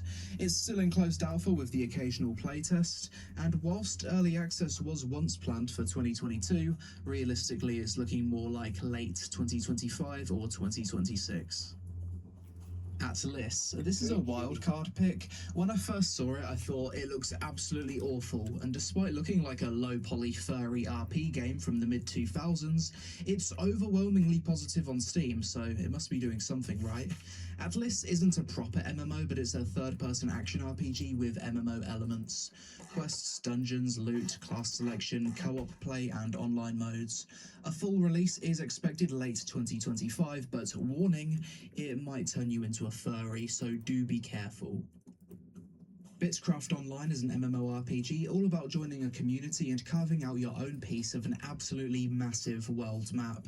You can terraform, build settlements, craft and level up your skills solo or with others, and the games very recently came to Steam Early Access and could be looking at a full release in 2026 or 2027. Personally, I'd wait for more updates before jumping in because whilst it's a nice second monitor game, the combat needs a lot of improvement. The Quinfall is a sandbox MMORPG that came to Steam Early Access in 2025 and is developed by a very small indie team with one actual developer. The game has an insanely long list of features that even in its unpolished state I find quite impressive that it was made by one guy. Quinfall's biggest issues have been that the game didn't have strong anti-cheat, and content-wise it's quantity over quality. As for a full release, I'd say multiple years away.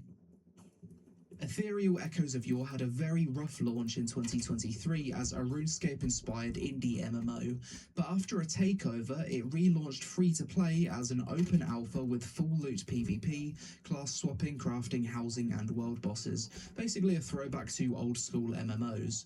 They've since added a hardcore mode, new bosses, new areas, and improved the game's fundamentals. They've mapped out updates through 2027, at which point they're hoping for a full launch. Similar to Pantheon, Camelot Unchained is also featured on every upcoming MMO list for the past decade. Unlike Pantheon, however, this one's not playable as of making this video. Camelot Unchained is a Realm vs. Realm MMO built with its own engine that started development back in 2012. The team had talks about a late 2025 release, but given their track record with dates, I highly doubt it. Clearly a game in development hell that I'm not sure we'll ever see release. City of Titans, a superhero MMO that's also been on every upcoming MMO list since its successful Kickstarter in 2013. The goal is to basically bring back the spirit of City of Heroes. Development efforts have recently been focused on upgrading to Unreal Engine 5.6. The game isn't currently playable and there's no early access or release date in sight. The next few games I'm going to mention are highly speculative and some might just be pure rumors, but I want to give them a Okay, guys, I'm going to go to bed. Thank you so much for your time. I will be back tomorrow. You've been watching Skycatlive. I'm a full-time variety gamer all day, every day. Put me on the background. Click on the cast face to donate, or come to the Twitch or the YouTube. Give me a like, sub, or follow. Thank you so much for hanging out with me today. Thank you so much for everybody who's been supporting me on my channel. Thank you, Glorbis. Thank you, MJ Ripshots. Thank you, Brianna and Aquinas and Anime God and all this. Thank you. Thank you so much. So I love you guys. I will be back and tomorrow, and I will play some more games. So I will see you then. Y'all have a good evening. Just a reminder, I have many thousands of videos on my YouTube channel, and this session, as all my sessions are recorded and will be placed on my channel. And I love you guys. Thank you so much. I will see you tomorrow. And